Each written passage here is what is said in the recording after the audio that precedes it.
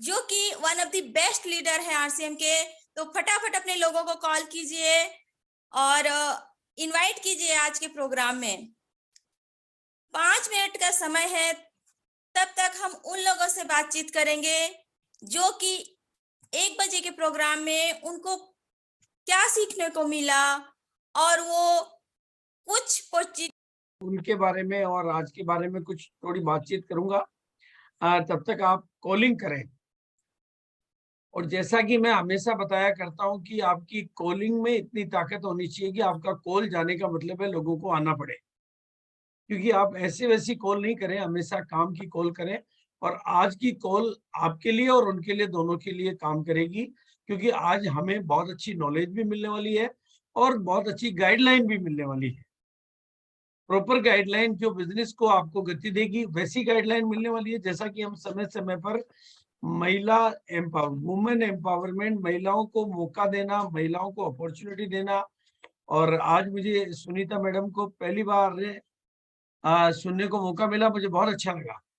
और मैं चाहता हूं कि अधिक से अधिक महिलाएं और अधिक से अधिक साथी इस प्रोग्राम में भाग लें, और खासतौर से महिलाएं पहल करके आगे आने का प्रयास करें, आगे आने का प्रयास करें।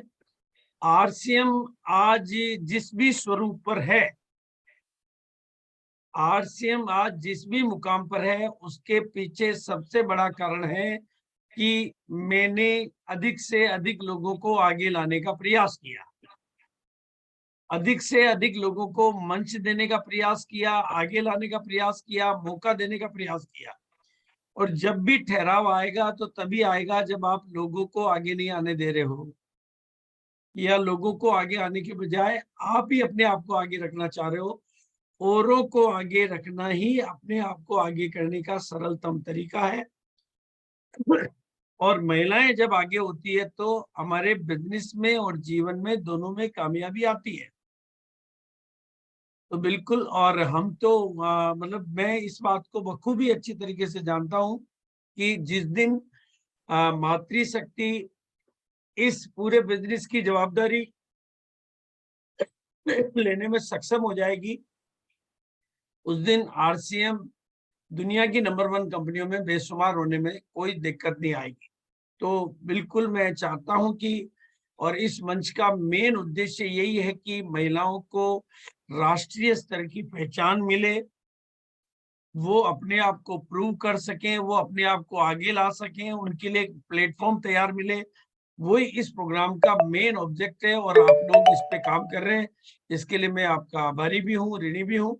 और खास तौर से मैं उस सीनियर टीम का जिन्होंने इस प्रोग्राम को नॉन स्टॉप अपना समर्थन दिया, चाहे वो संध्या मैडम है, पूजा मैडम है, कल्याणी मैडम है, और मतलब मैं सबके नाम बोलूंगा तो बहुत लंबा हो जाएगा, क्योंकि बहुत सारे नाम फिर छूट जाएंगे। लेकिन और जो प्रत्यक्ष और अप्रत्यक्ष तौर पे जो इस प्रोग्राम में मंच पर आकर बोल रही हैं, और दर्शक के रूप में जो महिलाएं आ रही है, और जो पुरुष इस प्रोग्राम में आ रहे हैं, वो भी बहुत बहुत बधाई और धन्यवाद के पात्र हैं कि उनके सहयोग से ये प्रोग्राम लगातार आगे बढ़ रहा है, जिसका पवित्र उद्देश्य है। और उन वक्ताओं का भी बहुत बहुत धन्यवाद जिन्होंने इस प्लेटफॉर्म पर आकर अपने वक्तव्य दिए, ताकि इस प्लेटफॉर्म पे आने वाले सब लोगों को कुछ बेहतरीन से बेहतरीन मिले। और आज आपको बहुत बेहतरीन मिलने वाला है, बहुत बहुत बेहतरीन मिलने वाला है, बहुत बहुत बेहतरीन मिलने वाला है। इसलिए आप अपनी टीम के भी किसी साथी को छोड़े नहीं, आप अधिक से अधिक लोगों को इनवाइट कर लें, अभी भी आपके पास मौका है। और मैं एक छोटे से प्रेजेंटेशन के माध्यम से अपनी बात कह रहा हूं। और आज मैं इस डे के प्रोग्राम को, डे 1 के प्रोग्राम को 71 डेज हो गए हैं, तो जल्दी हम सेंचुरी कंप्लीट करने वाले हैं। और सेंचुरी का जश्न हम बहुत बड़े स्तर पर कुछ अलग तरीके से मनाएंगे। अभी हमने अपनी 50वीं शादी की सालगिरह मनाई, तो उसको अभी हम मनाते ही जा रहे हैं। अभी तो हमारे बेटे बहू, मतलब वो अलग अलग तरीके के कार्यक्रम नॉन स्टॉप कंटिन्यू कर रहे हैं, उसी तरीके से हम करेंगे। और अब की बार जब भीलवाड़ा विजय दिवस पर आएंगे, तो मेरा नया ऑफिस कंप्लीट हो चुका होगा, और मैं चाहूंगा कि आप सब लोग वहां पर ऑफिस पर आकर, जो भी भीलवाड़ा आए उस ऑफिस पर आए। और एक ही वचन देता हूँ, खाली हाथ कोई नहीं जाए, वहां से कोई भी एक गिफ्ट आपको लेकर जानी है। जब भी आपकी टीम का कोई साथी आए, और जब भी आपकी टीम का कोई भी साथी भिलवाड़ा आए, विजय दिवस की तारीख तक मैंने डेट डाल दी है। मैंने बोल दिया कि भाई अगर तुम कंप्लीट नहीं करोगे तो भी मैं वहां पे सेटिंग करूंगा। मैं आज अनाउंस कर चुका हूं कि वहां पर आपको एक यादगार गिफ्ट, क्योंकि आपके कदम मेरे नए ऑफिस पे आते हैं तो मेरे को लगता है कि वो जो जगह चमत्कारी हो जाती है जब जीवंत शक्तियां वहां आती है तो। और बिल्कुल इस प्रोग्राम की सफलता के लिए मैं सभी साथियों को, सहयोगियों को, मददगार लोगों को, सभी को बहुत बहुत। और आज हमारे बीच में आत्माराम जी कासवान है और इनकी पुरानी तस्वीर शायद प्रेजेंटेशन में हमने नहीं लगाई है, लेकिन एक गमछा बांध के दूध वाले की जो इनकी पुरानी तस्वीर है वो बहुत वायरल की हमने।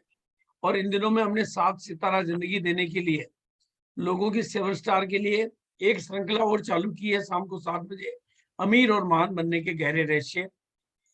इसमें कई ऐसे मूल मंत्र हम दे रहे हैं जो बड़ी सोच से लेकर गोल सेटिंग से लेकर सक्सेस पेंटांगन। और इसमें सबसे बड़ी बात है कि आपको बीमारियों के जादूगर, बीमारियों को ठीक करने की कला में महारत जिन्होंने हासिल की है आरसीएम के प्रोडक्टों के माध्यम से, उनकी श्रृंखला अभी चल रही है। और कल उन्होंने डायबिटीज पर बहुत ऐसे ऐसे उदाहरण की जहां दुनिया के सारे डॉक्टर जवाब दे चुके थे, पांव काटने के लिए बोल चुके थे और कई चीजें कर चुके थे, उनको उन्होंने ठीक किया हमारे प्रोडक्टों के माध्यम से। आरसीएम की टोटल प्रोडक्ट कैटेगरी किस तरीके से काम करती है, क्या कॉम्बिनेशन है प्रोडक्ट कैटेगरी का, इस बारे में डॉक्टर अमरीक सिंह जी और उनकी युगल दोनों मिलके जो सेवा दे रहे हैं। और उन्होंने पिकअप सेंटर और अपना क्लिनिक, ये शायद हिंदुस्तान का पहला स्टेशन होगा जहां पर एक पिकअप सेंटर भी साथ में है और अपना क्लिनिक भी साथ में है। और क्लिनिक पर उनके यहाँ पर भारत के किसी भी कोने से और मुंबई के किसी भी हॉस्पिटल से जो रोगी निराश हुए हैं उनको उन्होंने ठीक किया है। और विदेशों से उनके पास पेशेंट आए हैं, वो भी ठीक हुए हैं। अभी तक किसी के निराश होने का एग्जाम्पल मेरे सामने नहीं आया है। तो वो लाजवाब कहानी आपको डेली शाम को 7 बजे, ये जो नई आईडी है 884 पे, आप इस अनुभव से लाभान्वित होंगे तो आपको बहुत कॉन्फिडेंस आएगा अपने प्रोडक्टों के बारे में, कैसे एल्गार्ड क्या काम करता है, गामोरिनोल क्या काम करता है, न्यूट्रिशन प्रोडक्ट क्या काम करते हैं और एक एक डिजीज पे कैसे काम होता है, वो आप प्रत्यक्ष और विद हर चीज का प्रैक्टिकल प्रूफ के साथ, प्रमाण के साथ, डॉक्यूमेंट के साथ, पेशेंट के वीडियो के साथ में आपको देखने को मिलेगा। तो मैं शाम को 7 बजे आपको इनवाइट करता हूँ। और आरसीएम वर्ल्ड के इनॉग्रेशन में जो कुछ हमने सीखा कि स्टेट टॉपर से जब मिले तो कुछ ने किताबों की मदद लेकर अपने आप को स्टेट टॉपर बनाया। और डॉक्टर बुक जो नई लॉन्च हुई उसने तो तहलका मचा दिया। जो भी ये डॉक्टर बुक लेके गए उनको रिजल्ट भी मिल रहे हैं। और 6 पीस गामा का नारा जन जन में पॉपुलर होता जा रहा है। और ये 2 किताबें अभी हिंदुस्तान की हीरो बन चुकी है। 6000 कॉपी इन दोनों किताबों की मतलब इस एक इवेंट में हमने सेल आउट की है और 6000 लोगों को फ्री ट्रेनिंग अब मिलने वाली है। और जो गामा और रिंदोल के जितने भी टूल्स लेके गए हैं उनके ऊपर एक स्पेशल ट्रेनिंग जो कि आपके बिजनेस को रॉकेट की तरह से वो भी आपको मिलने वाली है। और हमारी ट्रेनिंगों के माध्यम से पेशेंटों को बिठाकर स्टेट टॉपर का अवार्ड का भी हमारे पास में ट्रैक रिकॉर्ड है। तो इस तरह से हमारे पास बहुत सारे ट्रैक रिकॉर्ड है। और लेकिन आज हमारे पास जो मुख्य अतिथि हैं, जो वक्ता है, वो अपने आप में एक पारंगत एक्सपर्टीज है। मतलब हिंदुस्तान का ऐसा कोई कोर लीडर नहीं है जो उनके संपर्क में नहीं रहता होगा। और हिंदुस्तान की ऐसी कोई शख्सियत नहीं जो उनसे कभी जाने अनजाने में सलाह नहीं लेता होगा। और ये उन्हीं की पुरानी तस्वीर है। अब आप समझ लीजिए कि क्या जीवन में परिवर्तन आ सकता है। एक कैसी आंखें और इन आंखों में भविष्य के सपने। और जो बात मैं कहा करता हूँ कि छोटी छोटी आंखों में बड़े बड़े सपने, तो कामयाबी के दिन आपके अपने हैं। और उन्होंने अनेकों पारितोषिक हासिल किए हैं। उनके व्यक्तित्व विकास की यात्रा है आरसीएम। और ये आरसीएम इस बात का प्रमाण है कि वो आपके व्यक्तित्व का सर्वांगीण और संपूर्ण विकास करता है। और उन्होंने मतलब इतने सालों के अनुभवों से अपनी विदेश यात्राएं भी की है, कई तरह के अवार्ड हासिल किए हैं, एकेडमी के ढेर सारे प्रोग्राम उन्होंने अपनी टीम के लिए आयोजित कराए हैं। एक से एक बेहतरीन आयोजनों के वो मुखिया रहे हैं। और भी कई सारी कलाओं में वो पारंगत है। और आज एक बहुत अच्छे सलाहकार, बहुत अच्छे गाइड, बहुत अच्छे कोच और बहुत अच्छे मार्गदर्शक के तौर पर वो हम सब के लिए काम करते हैं। और मेरे लिए तो खासतौर से जब भी मैं कहीं अटक जाता हूँ, मेरी गाड़ी कहीं रुक जाती है, तो मुझे किसी मार्गदर्शन की जरूरत होती है, तो मैं बिना किसी डर के आत्माराम जी को फोन लगा लिया करता हूँ और मुझे सही सलाह मिल जाती है और मैं कॉन्फिडेंट हो जाता हूँ। ऐसी शख्सियत को मैं आपके बीच में इनवाइट कर रहा हूँ। तो बिना किसी विलंब के आज पूरा सेशन उनका है और आज मैं चाहूंगा कि आप डायरी और पेन लेके बैठें ताकि आप वो नोट्स बना सकें जिससे आपके घर में नोट आते रहें। अगर उनकी बातों के नोट्स आपने बनाए तो आपके घर में नोट्स आते रहेंगे। ऐसे व्यक्तित्व के धनी, ज्ञान के भंडार और अनुभवों के भरपूर आत्माराम जी को मैं इनवाइट करूंगा कि वो प्लीज आज अपने अनुभवों और अपनी नॉलेज से इस परिवार को लाभान्वित करें ताकि ये परिवार आगे बढ़ने में पूरी तरह से सक्षम बने। Thank you. Over to Atmaram ji. Thank you गुरुदेव, थैंक यू, बहुत बहुत धन्यवाद गुरुदेव। Welcome sir, welcome. Thank you ma'am, thank you, welcome thank you, thank you, thank you, thank you, thank you, thank you. किन शब्दों में शुक्रिया अदा करूं गुरुदेव आपका, जो आपने इस पत्थर को हीरा बनाया, इसको तराशा और तराश के यहाँ बैठाया। पता नहीं क्यों मेरे को कई बार ऐसा लगता है कि अगर बीसी छाबड़ा जी नहीं होते तो ये आत्माराम इस रूप में कभी दुनिया के सामने नहीं होता। ये गुरुदेव का ही आशीर्वाद है सारा का सारा। जो भी आज मैं हूँ, ये जो भी आपने मेरे कुछ फोटोज देखे, वो सब कुछ जो है ना सर, वो पूरा 180 डिग्री एंगल से अगर मेरी लाइफ ट्रांसफॉर्म हुई है तो उस लाइफ को ट्रांसफॉर्म करने में केवल और केवल एक शख्स का अगर मैं शुक्रिया अदा करूं तो वो गुरुदेव बीसी छाबड़ा जी है। इनके अलावा कोई दूसरा नहीं हो सकता। क्योंकि मैं आरसीएम बिजनेस में जब आया, मैंने पहली जो इवेंट अटेंड की नेटवर्क मार्केटिंग बिजनेस का, पहला 400 लोगों का एक सेमिनार जो राजाराम जी ने करवाया 2001 में, और उस प्रोग्राम में मैंने गुरुदेव बीसी छाबड़ा जी को सुना और मैंने एक सपना देखा था कि काश अगर ये मेरे पिता होते तो पता नहीं आज मेरी जिंदगी कैसी होती। मैंने इनको पिता का दर्जा दिया, पिता का स्थान दिया, गुरु का दिया, भगवान का दिया, जो भी मेरी नजरों में मतलब सबसे सर्वोच्च स्थान अगर किसी शख्स के लिए हो सकता है तो वो स्थान मैंने गुरुदेव बीसी छाबड़ा जी के लिए रखा। बीच में मैं थोड़ा भटका, मैं बिजनेस से बाहर हुआ, फिर मैं वापस आया और फिर गुरुदेव का एक और प्रोग्राम मैंने अटेंड किया और उस प्रोग्राम ने मेरी पूरी जिंदगी के अंदर ये विश्वास ला दिया कि अगर मैं इनका आशीर्वाद पालूं तो मेरा जीवन बदल सकता है। और मैं कभी भी मेरे को पता चला कि बीसी छाबड़ा जी का कई प्रोग्राम है तो मैं वहां मेरे लोगों को लेके पहुंच गया था। चाहे वो शुरुआत में कर्ज लेके रायपुर के जनकार थिएटर के अंदर, जगदलपुर के जनकार थिएटर में, चाहे बिलासपुर से लोगों को ले जाना हो, चाहे वो दिल्ली जम्मू से बिलासपुर से जम्मू की टीम मीटिंग में लोगों को लेके जाना हो, चाहे वो दिल्ली के श्री फोर्ट ऑडिटोरियम में टीम को लेके जाना हो, चाहे दिल्ली के तालकटोरा स्टेडियम में लेके जाना हो, चाहे जयपुर के विद्याधर नगर स्टेडियम में लेके जाना हो, चाहे भिलवाड़ा के अंदर लेके जाना हो, और चाहे अहमदाबाद में लेके जाना हो, चाहे कलकत्ता में लेके जाना हो, गुरुदेव बीसी छाबड़ा जी का सेमिनार मेरे को जहां भी पता चला मैं मेरी टीम को लेके पहुंच गया। क्योंकि मुझे एक चीज का पता था, एक चीज का पता था कि अगर मैं मेरे लोगों को बीसी सर का आशीर्वाद दिलवा दूं तो मेरे सारे काम हो जाएंगे। और कहते हैं ना कि आप जब देखिए, द्रोणाचार्य ने अर्जुन को शिक्षा दी थी, बट अर्जुन से अच्छा धनुर्धर एकलव्य इसलिए बन पाया क्योंकि उसने द्रोणाचार्य को दिल से गुरु स्वीकार किया। अर्जुन के द्रोणाचार्य जो गुरु थे ना, वो दिल से नहीं थे, वो थोपे हुए गुरु थे। और थोपे हुए गुरु में और दिल से माने गए गुरु में बड़ा फर्क होता है।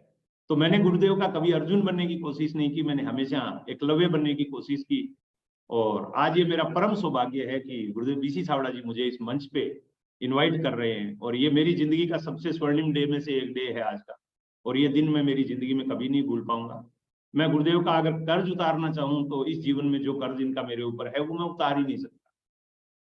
आप बोलो सर इससे उतर जाए, उससे उतर जाए, कुछ भी करवा, मेरे चमड़ी की जूती बना के पहना दूं ना मैं सर को, तो भी गुरुदेव बीसी छाबड़ा जी का कर्ज में नहीं उतार सकता। इनका बहुत बड़ा उपकार है मेरे ऊपर, इनका बहुत बड़ा आशीर्वाद है मेरे ऊपर। और मेरे बारे में जो भी सर ने बोला वो बहुत ज्यादा बोला है। मैं उतने के काबिल नहीं बन पाया हूँ, अभी उतने के लायक नहीं बन पाया हूँ, बट प्रयास करता हूँ हमेशा कि गुरुदेव बीसी छाबड़ा जी को अगर मेरे बारे में कुछ बोलना हो तो वो एक ही शब्द बोले कि आत्माराम ठीक आदमी। तो मैं हमेशा ठीक बनने की कोशिश में रहता हूँ। आज बहुत सारी मातृशक्ति के सामने, बहुत सारी बहनों के सामने हिंदुस्तान भर की टॉप लीडर्स के सामने मेरे को बैठ के बोलने का मौका जो ये गुरुदेव ने दिया, ये मंच मुझे दिया, उसके लिए मैं आप सभी बहनों का और आप सभी लीडर्स का और लेडी लीडर का खास तौर से और गुरुदेव का शुक्रिया एक बार पुनः धन्यवाद अदा करता हूँ। मेरी जो जिंदगी स्टार्ट हुई थी वो बड़ी खतरनाक हुई थी। मतलब मैं इस दुनिया में आया, आज कुछ आपको ऐसे इंटरनल बातें बताऊंगा जो शायद आपने मेरे किसी सेमिनार में या स्टेज पे नहीं सुनी होगी, बट आज गुरुदेव सामने है तो मैं चाहूंगा कि वो चीजें गुरुदेव को भी थोड़ा सा मतलब मैं बता दूं कि गुरुदेव आपने जिस बच्चे को इस धरती पे ये जो इंसान बनने का अवसर दिया, ये बहुत बड़ा ऊपर वाले ने आपको ये मैसेज दिया होगा, या ऊपर वाले ने आपके अंदर ऐसी कोई शक्ति भरी होगी या ऐसी कोई प्रेरणा भरी होगी, या उसने आपको निमित्त किया होगा मेरे लिए कि भाई ये एक लड़का मैं भेज रहा हूँ। क्योंकि मेरे से पहले 4 बच्चे पैदा हुए थे गुरुदेव हमारे घर में मेरी माँ के, और चारों एक्सपायर हो गए थे। 4 बच्चों की डेथ होने के बाद 5वां मैं पैदा हुआ था। और जब मैं पैदा हुआ था तो मैं बचपन में ही डॉक्टरों ने ये बोल दिया था कि ये बच्चा शायद बच नहीं पाएगा, ये बच्चा बच नहीं पाएगा, क्योंकि मेरे में बहुत सारी, मेरी माँ मतलब बहुत वीक होती थी और मैं बहुत वीक पैदा हुआ था। लेकिन कहीं ना कहीं ऊपर वाले की ऐसी कृपा रही कि मैं बच गया। मेरे बाद में मेरी एक सिस्टर पैदा हुई, और सिस्टर पैदा हुई तो बहुत ज्यादा डिलीवरी के दौरान ब्लीडिंग होने की, क्योंकि उस समय डॉक्टर बहुत दूर होते थे और मेरे पापा बहुत भागे थे। पहले एक वैद्य को लेके आए, फिर उन्होंने कहा नहीं यार मेरे पास इसका कोई इलाज नहीं है। उस समय एक ऑक्सीटोसिन इंजेक्शन आता है जो डिलीवरी के दौरान यूज किया जाता है, लेकिन वो उस समय बहुत मुश्किल से बड़े शहरों में मिलता था और बड़ा शहर दूर था। और मेरे पापा जब तक शहर पहुंचते, वहां से जीप लेके जाते और मेरी माँ को वापस लाते, तब तक ज्यादा खून बहने की वजह से मेरी माँ की डेथ हो गई थी। माँ की डेथ होने के बाद में मेरी जिंदगी बड़ी कष्टदायी थी। मेरी बहन जो थी उसको मेरी मौसी, जो मेरी माँ की सगी सिस्टर थी दूसरी, जो मेरे ताऊ के घर में थी, वो लेके चली गई। लेकिन मेरे को मेरे पिताजी ने पास में रखा। वो बड़ा लाड प्यार रखते थे मेरा। बड़ी मुश्किलों से उन्होंने मेरे को पाला, बड़ा किया। जब मैं 5वीं क्लास में पढ़ता था ना, तो मेरे घुटनों में बहुत दर्द हुआ था और मेरे घुटने जाम हो गए थे। फिर भी उन्होंने इलाज करवाया, मैं थोड़ा ठीक हो गया। जब मैं 9वीं क्लास में पढ़ रहा था तो मैं दोबारा बीमार हो गया, और इतना ज्यादा बीमार हो गया कि मैं स्कूल भी नहीं जा सकता था। फिर भी मैंने 9वीं क्लास पास की। 10वीं क्लास में मेरा एडमिशन हुआ। मेरी जिंदगी का एक बड़ा सपना था कि मेरे को बड़ा होकर डॉक्टर बनना है। और मेरे को डॉक्टर इसलिए नहीं बनना था कि मेरे को डॉक्टर के प्रोफेशन में कोई ज्यादा मजा आता है। मैं डॉक्टर इसलिए बनना चाहता था कि डॉक्टर की जिंदगी बहुत अच्छी होती है, पैसे खूब कमाते हैं। मेरे एक चाचा जी थे, वेटनरी डॉक्टर थे, तो मैंने कहा यार मैं वेटनरी डॉक्टर बन जाऊं या वुमेन डॉक्टर बन जाऊं तो जिंदगी में मजा आ जाएगा। और मैं वो सपना पूरा करने के लिए खूब पढ़ाई करता था, खूब पढ़ाई में मन लगा के पढ़ता था। क्लास में हमेशा मैं टॉप रहता था। लेकिन 10वीं क्लास में मैं बहुत ज्यादा बीमार हुआ, मेरी पढ़ाई छूट गई। फिर भी मैं पढ़ाई करता रहा कि चलो परीक्षा दे लूंगा, प्राइवेट फार्म भर दिया। लेकिन मेरे पिताजी के पास में 400 रुपए नहीं थे उस प्रवेश पत्र को लेने के लिए जिसको मैं लेके पेपर दे सकता था। मेरे पिताजी ने मेरे को 500 रुपए दिए जब मैंने 400 रुपए मांगे, तो उन्होंने कहा तेरी दवाई खत्म हो गई, चाहे तो दवाई ले आ बीकानेर से और चाहे तो पेपर दे आ। जान है तो जहान है। मैंने इस थ्योरी को अपनाया, मैंने पढ़ाई को छोड़ दिया और मैं दवाई लेने बीकानेर गया। वहां मेरे एक चाचा जी थे जो अभी रिटायर हो गए, उस समय पुलिस में हवलदार थे। मैंने उनसे पूछा, मैंने कहा क्या करना चाहिए मुझे, मैं परीक्षा देना चाहता हूँ। वो चाहते तो मुझे 400 रुपए दे सकते थे, आज मेरे को ऐसा लगता है, बट वो ऊपर वाला नहीं चाहता था कि वो 400 रुपए मुझे दे। उन्होंने एक बार भी मेरे को नहीं बोला ये 400 रुपए मैं देता हूँ, जाके तुम परीक्षा दे ले। उन्होंने कहा बेटा कोई बात नहीं, अगर जिंदा रहेगा तो बोरी ढो के भी पेट तो भर ही लेगा। बोरी ढो ना मतलब बोझा ढो के भी पेट भर लेगा, कुली का काम करके भी पेट भर लेगा। तेरे को तो इलाज पे फोकस करना चाहिए। और मेरा इलाज हुआ और मैं फिर ठीक हो गया।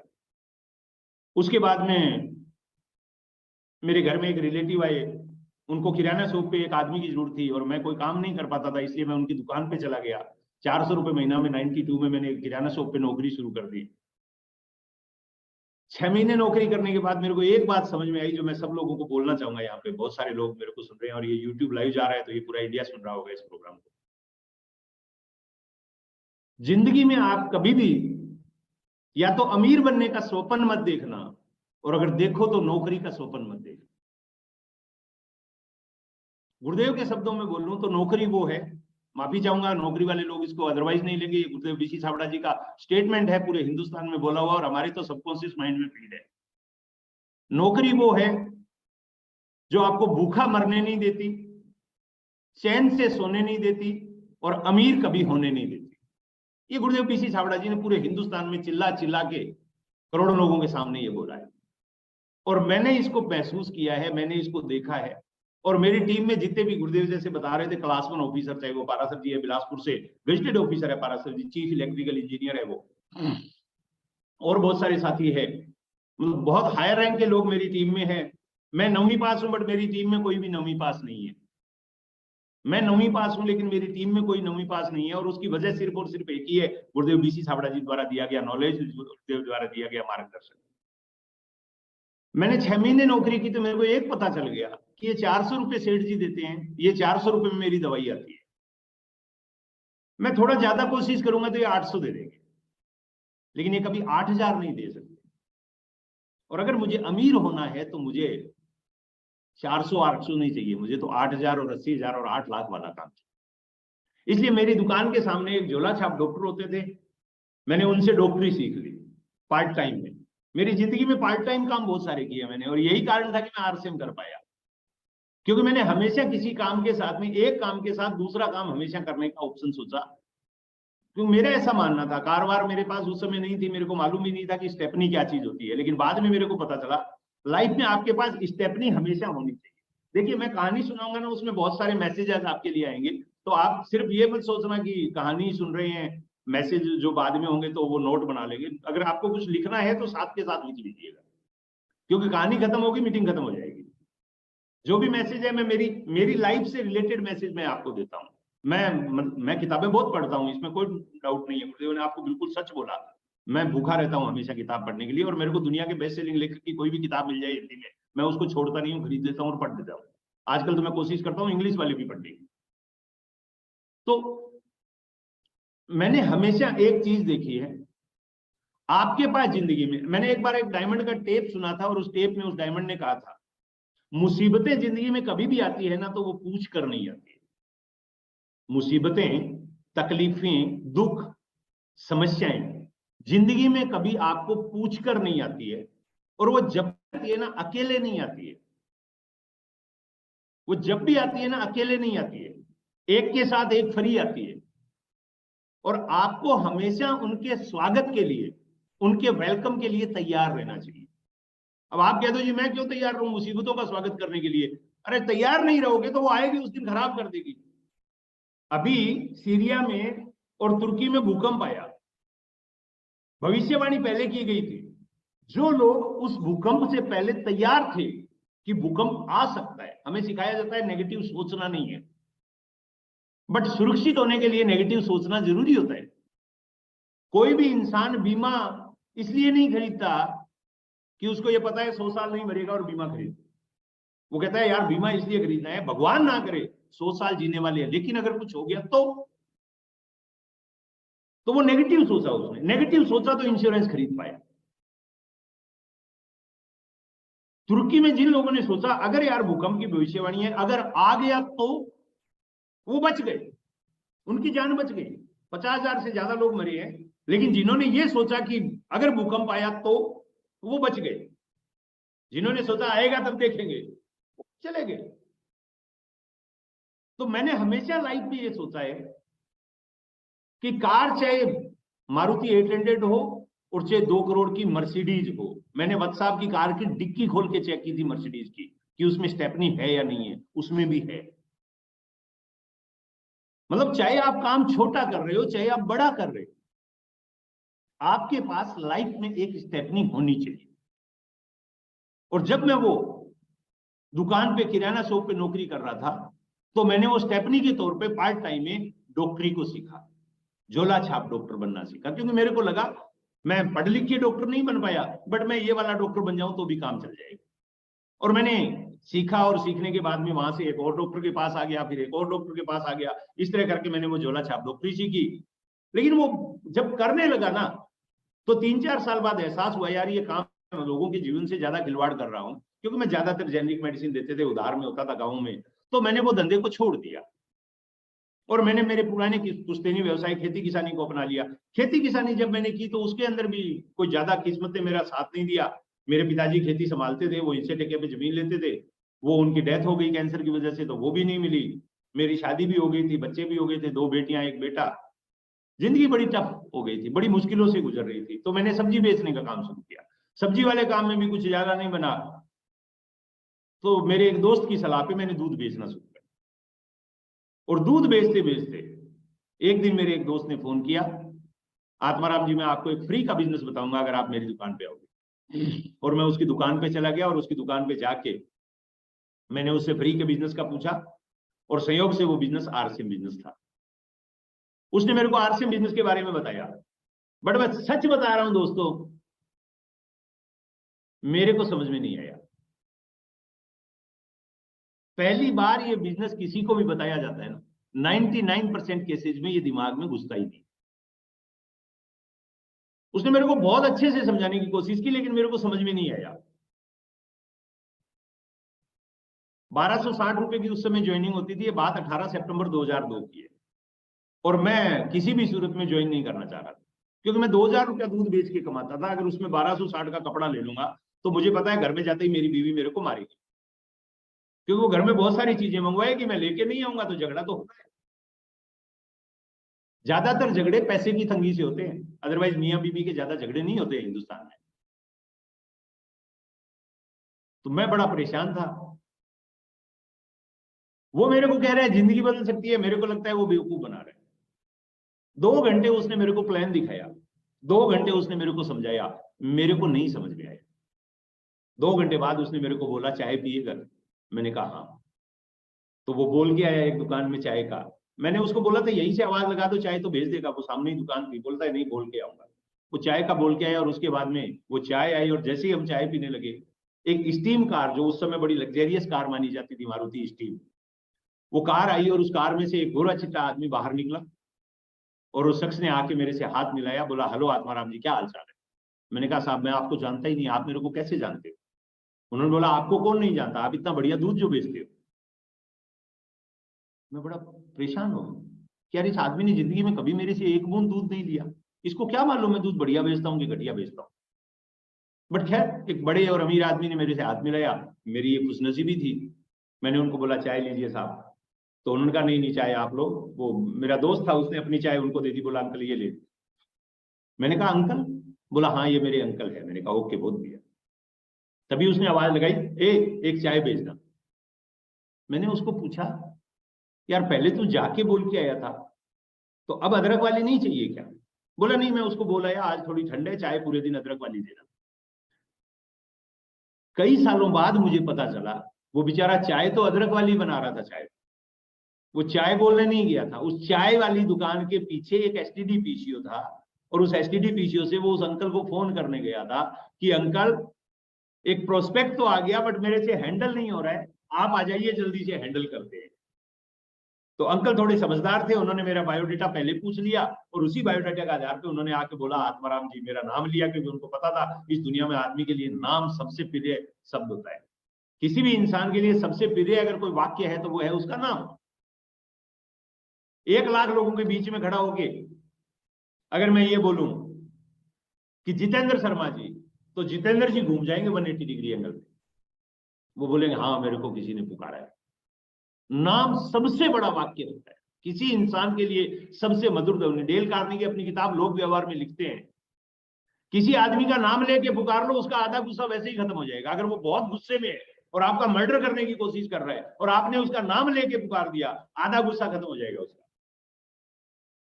तो उन्होंने मेरा नाम लिया।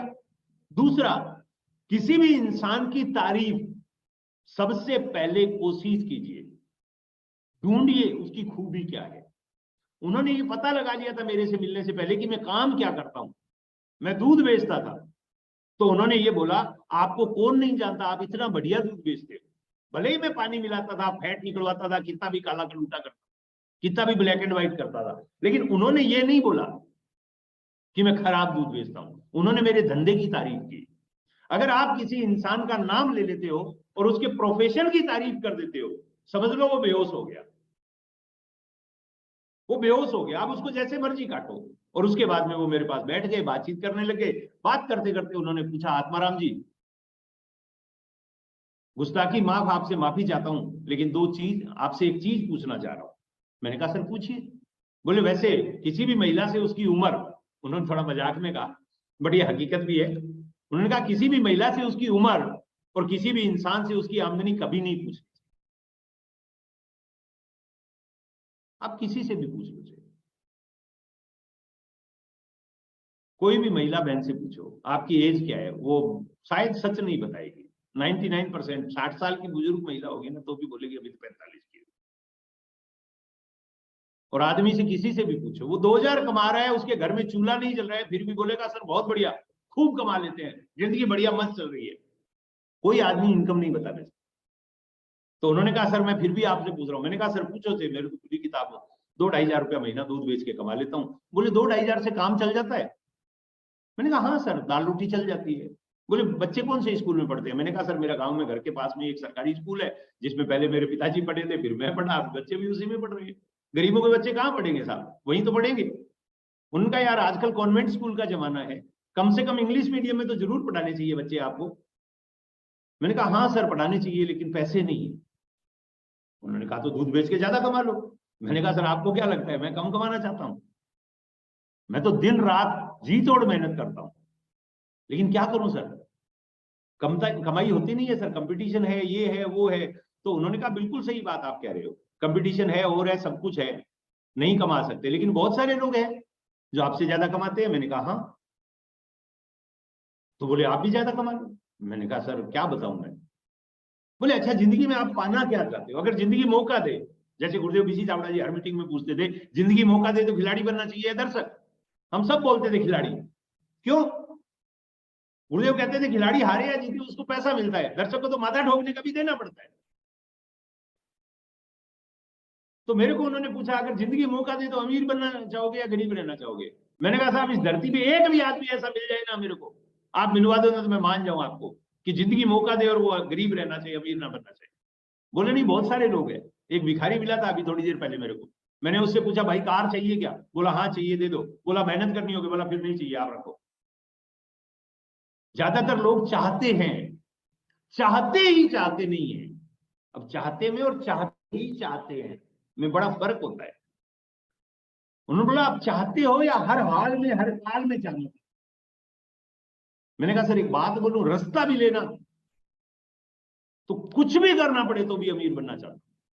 और वो अंदर से सोया हुआ ड्रीम मेरा जाग गया कि यार अमीर बनना है। जो बचपन में सपने देखे थे, यार अमीर बनना है, बड़ी कार लानी है, बड़ा घर बनना है, बच्चों को अच्छे स्कूल में पढ़ाना है, देश विदेश घूमना है, ये करना है वो करना, वो सारे मेरे जो अंदर के जो सोए हुए सपने थे। जैसे वो गुरुदेव बीसी चावड़ा जी कहते हैं कि कोयले पे जब राख जम जाती है तो कोयले की चमक फीकी पड़ जाती है। मैं आपका सेवक हूं, मैं वो राख हटाने आया हूं। तो उसी तरह से उन्होंने वो अंदर जो मेरे सपनों पे जो परत आ गई थी मिट्टी की, उस परत को उन्होंने हटाया और हटा के और मेरे वो सपनों को वापस हवा दे दी। और जैसे ही हवा दी मैंने कहा साहब क्या इस दुनिया में संभव है कि कोई गरीब आदमी अमीर बन सकता है? उनका यस ऑफकोर्स, जितने भी अमीर बने वो सारे गरीब थे पहले। मैंने कहा क्या बात कर रहे हो, जितने ही अमीर बने वो सारे गरीब थे पहले? बोले यस, आप नाम लो, धीरूभाई अंबानी पहले गरीब थे। धीरूभाई अंबानी के पिताजी टीचर थे, गुजरात में मास्टर थे, बच्चे पढ़ाते थे। और बोले वहां से धीरूभाई अंबानी देश के सबसे बड़े करोड़पति आदमी बने। बिल गेट्स माइक्रोसॉफ्ट के जो संस्थापक है, उनकी मां लोगों के घर में झाड़ू पोछा करती थी। और एक गैरेज में रह के बिल गेट्स ने अपना कंप्यूटर ऑपरेटिंग सिस्टम खड़ा किया था। और 11वीं क्लास में इसलिए स्कूल से नहीं निकाला था कि बिल गेट्स पढ़ाई में होशियार नहीं थे, इसलिए निकाला था कि फीस भरने के पैसे नहीं थे मां के पास। अमेरिका जैसे देश में भी बिल गेट्स को फीस भरने के पैसे नहीं होने की वजह से निकाल दिया। और बहुत सारे उन्होंने उदाहरण दिए मेरे को। बोले ये सारे गरीब थे पहले। मैंने कहा साहब ये गरीब थे और ये अमीर बन गए तो साहब इसका मतलब मैं बन सकता हूं? बोले ये चाहो तो बन सकते हो। तो मैंने कहा सर कुछ बताओ ना कैसे बन सकता हूं, आप तो अमीर आदमी हो, आप तो नौकरी करते हो, आपके पास तो गाड़ी घोड़ा बंगला सब कुछ है, आप थोड़ा सा मेरे को बता दो तो साहब जिंदगी बदल जाए। अब यहाँ पे मैं आपको एक चीज कहना चाहूंगा, मैं आपसे पूछना चाहूंगा कितने लोग अमीर बनना चाहते हैं? क्या हैंड राइज करके बता सकते हैं? जिंदगी मौका दे तो कितने लोग अमीर बनना चाहेंगे? क्या बात है, वेरी गुड, क्या बात है, बहुत बढ़िया बहुत बढ़िया। यानी सब लोग अमीर बनना चाहते हैं, जिंदगी मौका दे तो सब अमीर बनना चाहेंगे। मैंने जब उनसे पूछा क्या आप वाकई, मैंने कहा सर कोई तरीका बता सकते हो? उन्होंने कहा तरीका तो मैं बता दूंगा, लेकिन वो तरीका थोड़ा टफ है, थोड़ा मुश्किल है, थोड़ा मतलब थोड़ा परेशान करने वाला तरीका है। मैंने कहा सर कैसे? Thank you thank you thank you thank you so much. बहुत लोग अमीर बनना चाहते हैं, चलिए आज अमीरी टॉपिक रखेंगे अपन अपना, बाकी चीजें तो आपको वहां से मतलब गुरुदेव के चैनल पे बैठे हो तो आपको तो सब कुछ मिलता है यहाँ पे। मैं तो आज आपको थोड़ा सा मतलब क्या कि मेरा अनुभव शेयर करने आया हूँ कि ये आत्माराम बना कैसे, वो आपके साथ शेयर करने आया हूँ। Thank you so much. तो मैंने कहा साहब कुछ बताओ ना। बोले आपको साइकिल चलानी आती है? थोड़ा ध्यान से सुनिएगा, हेडलाइंस को रोक दीजिए अभी। उन्होंने मेरे से पूछा सर साइकिल चलानी आती है? मैंने कहा हाँ। बोले किसने सिखाई? मैंने कहा सर मेरा एक दोस्त था, उसने सिखाई। बोले वो दोस्त को साइकिल चलानी आती थी क्या? मैंने कहा हाँ सर, वो चलानी नहीं आती उसको, तो वो मेरे को कैसे सिखाता? बोले आपको बाइक चलानी आती है? मैंने कहा हाँ सर, दूध बेचता हूँ, बाइक तो चलानी आती है। बोले किसने सिखाई? मैंने कहा मेरे अंकल थे, जब मैं 8वीं क्लास में पढ़ता था तो उस समय मेरे अंकल थे और उनके साथ एक दोस्त थे और उनके पास एक राजदूत मोटरसाइकिल होता था। मैंने उनसे एक दिन बोला तो उन्होंने मेरे को सिखाई। बोले वो चलाना जानते थे, उन्होंने सिखाई या कोई और था? मैंने कहा सर जिसको चलानी आती है वही सिखाएगा, जिसको नहीं चलानी आती वो कैसे सिखा देगा? बोले आपको कार चलानी आती है? मैंने कहा नहीं आती है। बोले क्यों? मैंने कहा सर किसी ने सिखाई नहीं मेरे को। बोले हवाई जहाज उड़ाना आता है? मैंने कहा नहीं। बोले क्यों? मैंने कहा सिखाया नहीं किसी ने मेरे को। तो बोले आप अमीर नहीं हो, मालूम है क्यों? मैंने कहा सर मालूम नहीं। बोले सिखाया नहीं किसी ने अमीर बनना आपको? मैंने कहा क्या बात कर रहे हो? बोले हाँ।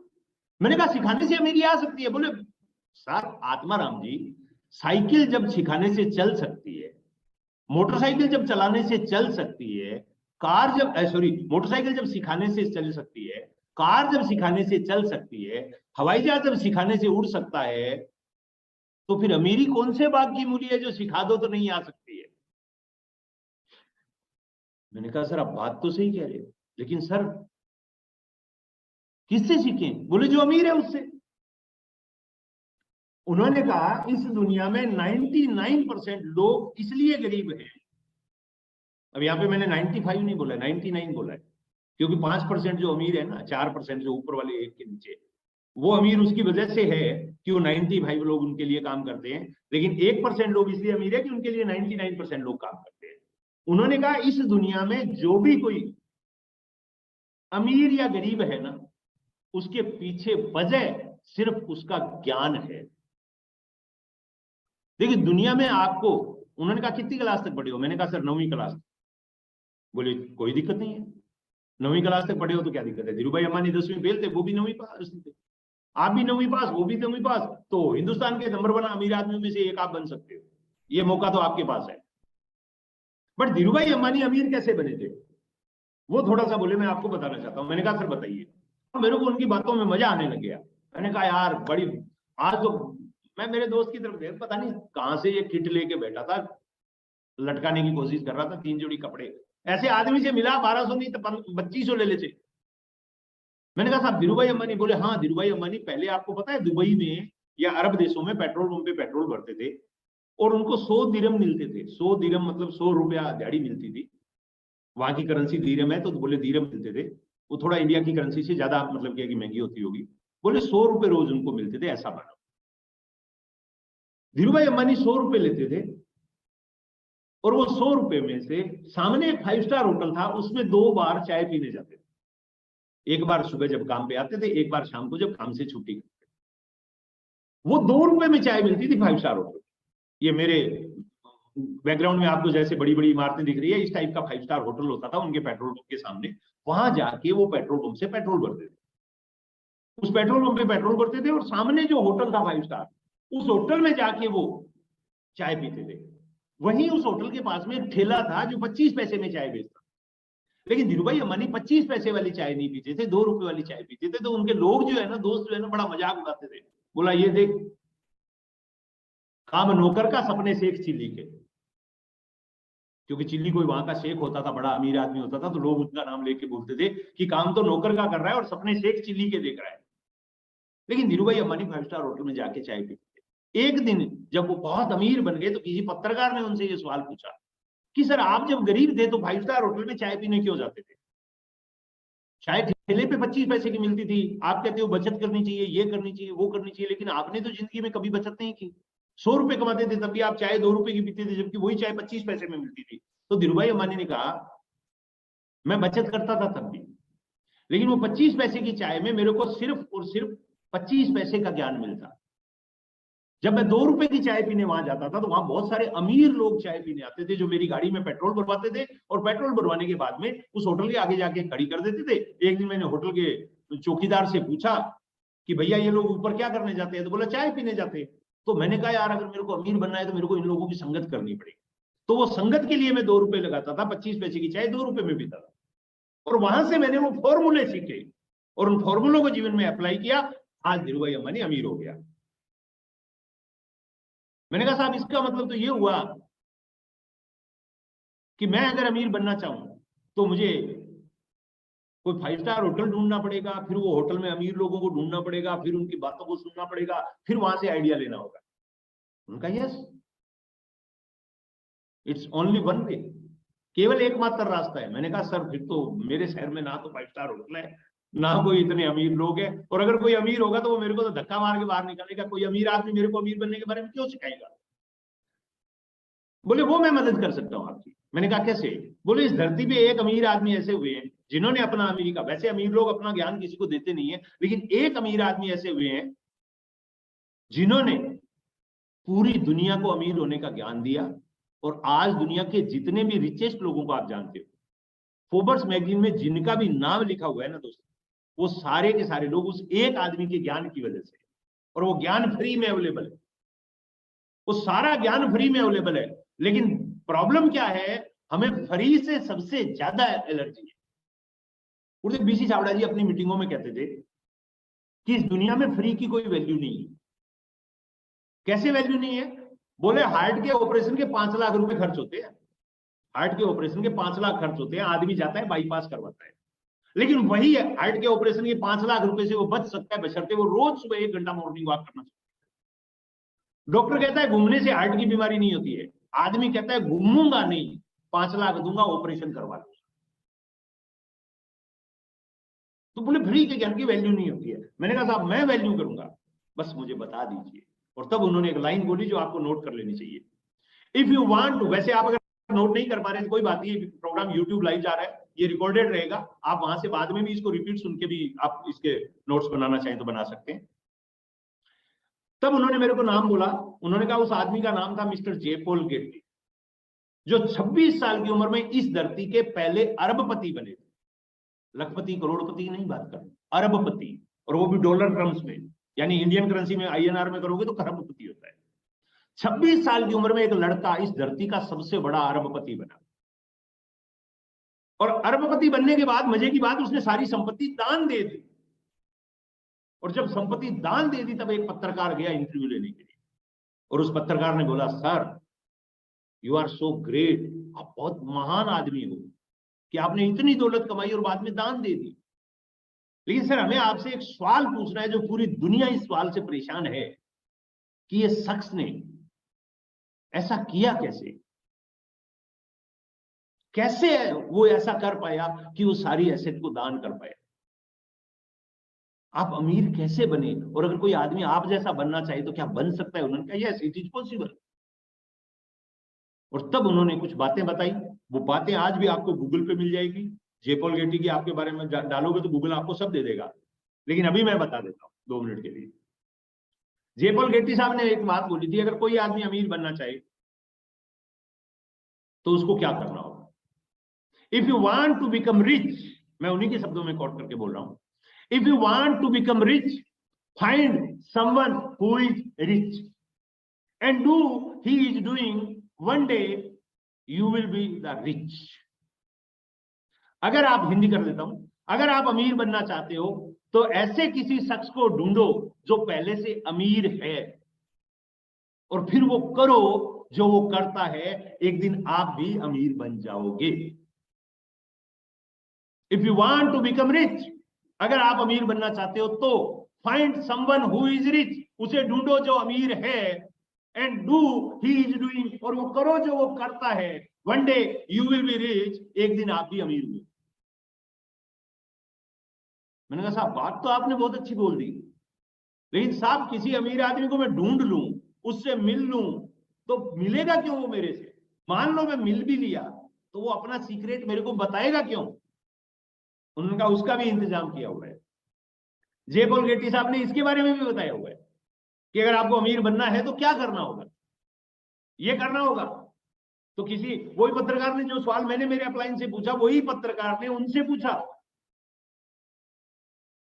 वही पत्रकार ने जो उनसे पूछा कि सर कोई अमीर आदमी किसी को बताएगा क्यों अपना सीक्रेट? उन्होंने कहा उसका भी इलाज बता रहा हूं। अगर आपको अमीर बनना है तो 4 चीजें नोट कर लो। और मेरे को लगता है इस जूम कॉल में जितने भी हम साथी बैठे हैं, बहनें बैठी है, भाई बैठे हैं, सब लोग अमीर बनना चाहते हैं, क्योंकि सबने हैंड राइज किया था, सबने चैट में। 4 चीजें नोट कर लीजिए दोस्तों।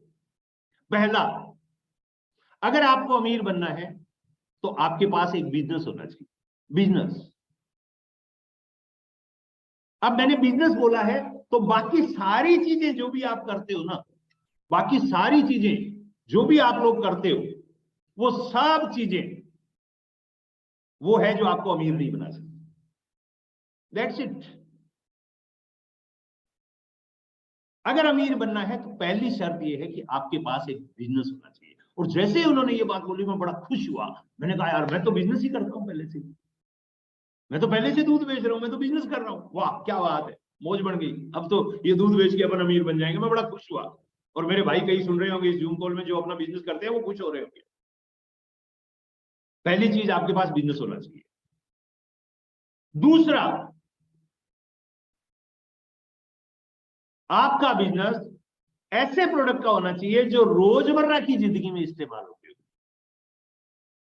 आप कार बेच के अमीर नहीं हो सकते, आप ट्रक बेच के अमीर नहीं हो सकते, आप बस बेच के अमीर नहीं हो सकते, आप हवाई जहाज बेच के अमीर नहीं हो सकते, क्योंकि ये चीजें जिंदगी में 1 या 2 बार ही इंसान परचेज करता है। रतन टाटा जी की Tata motor loss making company है, लेकिन टाटा नमक प्रॉफिट वाली कंपनी है, जिसको हम टाटा कंज्यूमर बोलते हैं। टाटा कंसल्टेंसी, टीसीएस प्रॉफिट वाली कंपनी है, जो सारी कंपनियों का घाटा भरती है, क्योंकि वो रोजमर्रा की जिंदगी में आने वाले प्रोडक्ट बनाती है, टाटा कंसल्टेंसी सर्विसेज। यानी आपका बिजनेस ऐसा प्रोडक्ट का होना चाहिए जो रोजमर्रा की जिंदगी में काम आते हो, यानी एफएमसीजी का होना चाहिए, फास्ट मूविंग कंज्यूमर गुड्स। मसाले, दालें, हेयर ऑयल, साबुन, शैम्पू, कपड़े, जूते, चप्पल, ग्रोसरी, न्यूट्रास्यूटिकल्स, मेडिसिन, ऐसे प्रोडक्ट जो आपकी रोजमर्रा की जिंदगी में इस्तेमाल होते हैं, रोजमर्रा की जिंदगी में इस्तेमाल होते। मैं तो और खुश हुआ साहब। मैंने कहा अपना तो ऐसा है कि लोगों की आंख ही नहीं खुलती सुबह जब तक अपन ना दिखे तब तक, क्योंकि अपन तो दूध वाले हैं। दूध तो सबसे ज्यादा नेसेसरी प्रोडक्ट है।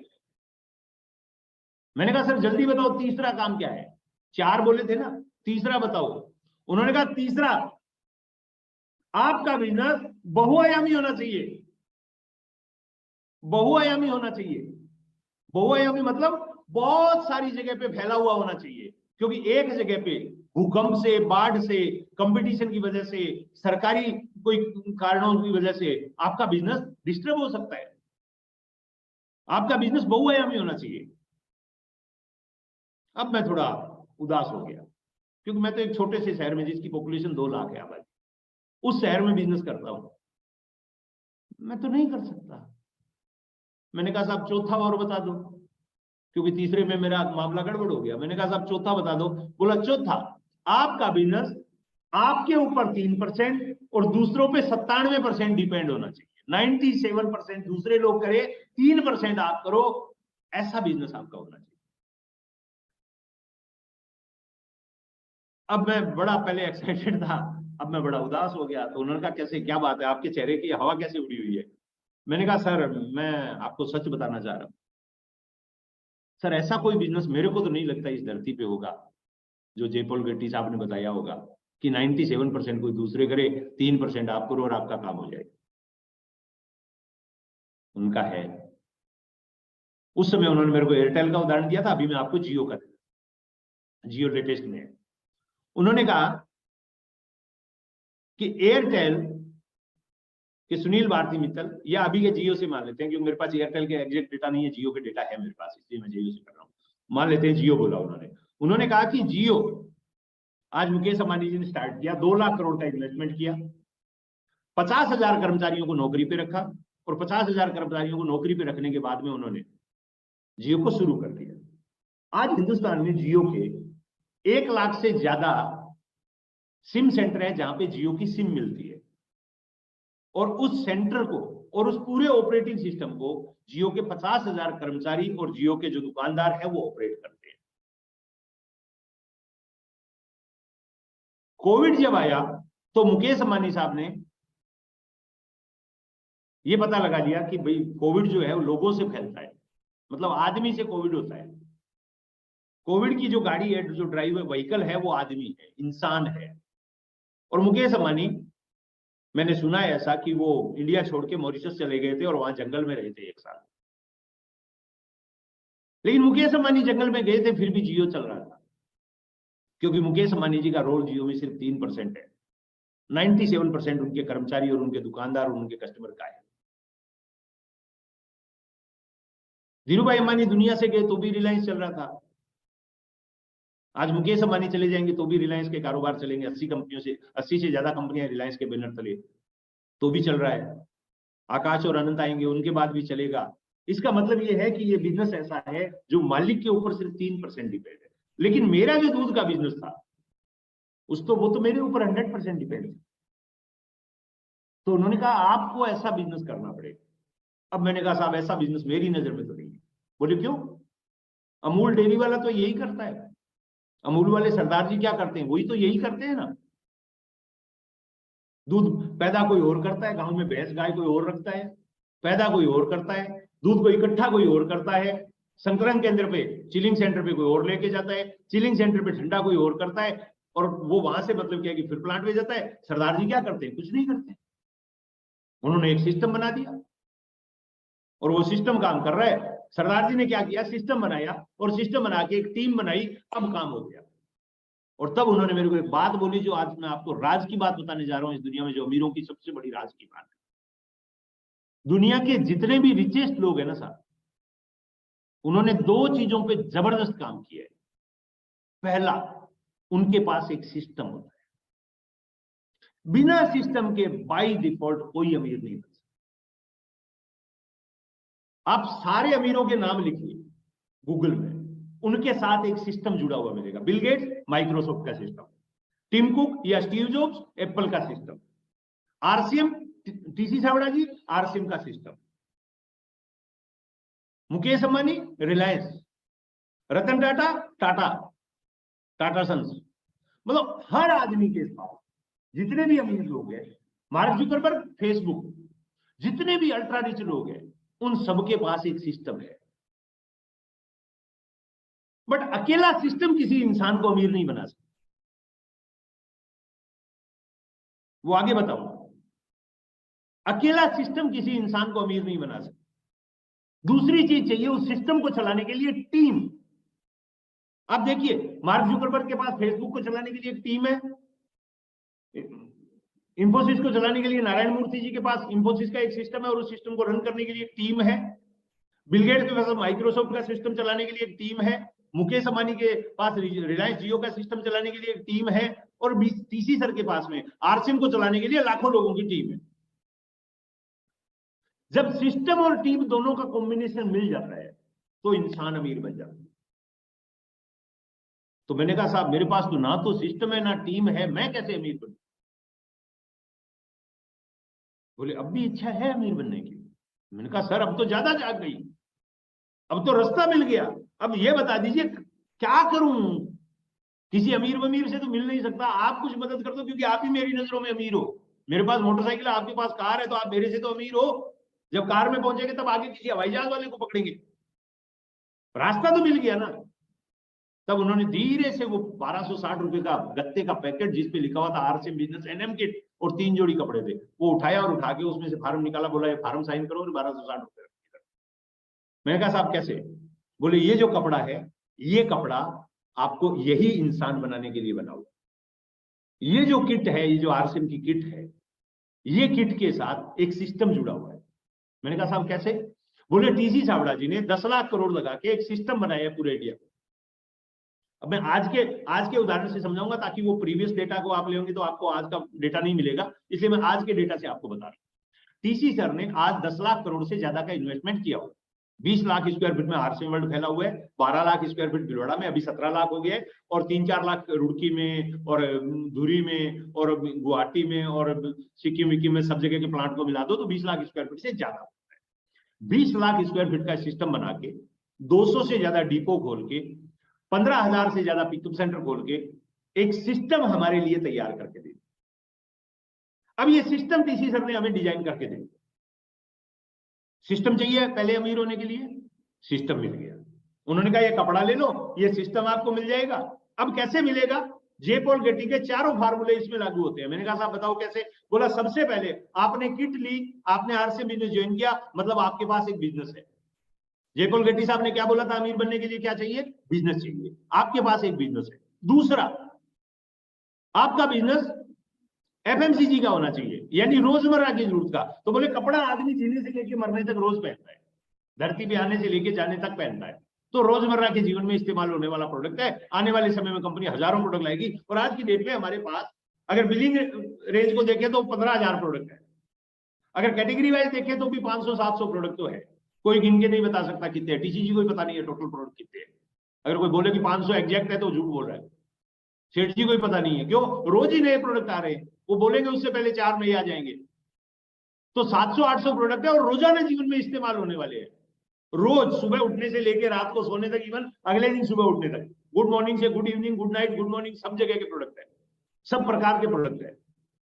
तो एफएमसीजी है। तीसरा, आपका बिजनेस बहुआयामी होना चाहिए। आरसीएम के 15,000 पिकअप सेंटर है हिंदुस्तान में, और आप कहीं भी जाके बिजनेस करो, आपको कोई रोक टोक करने वाला नहीं है। तो बहुआयामी भी हो गया। राजस्थान में मेरा बिजनेस नहीं है, मेरा राजस्थान में शुरू में चला नहीं और मेरा राजस्थान में हुआ नहीं। आज राजस्थान में मेरा बिजनेस नहीं है, छोटा मोटा बिजनेस है, लेकिन पूरे हिंदुस्तान से मेरे को हर महीने 2-3 करोड़ का बिजनेस आता है, 2-3 करोड़ का टर्नओवर आता है, यानी बहुआयामी है। चौथा, आपका बिजनेस 97% दूसरे लोगों पे और 3% आप पे डिपेंड होना चाहिए। मैंने कहा साहब ये कैसे होगा?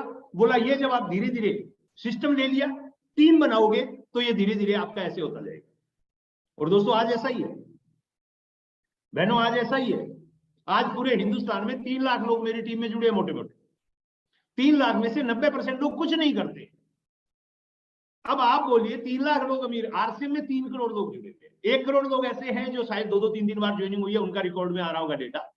2 करोड़ एग्जैक्ट लोग जुड़े हुए। 90% लोग कामयाब नहीं है। क्यों कामयाब नहीं है?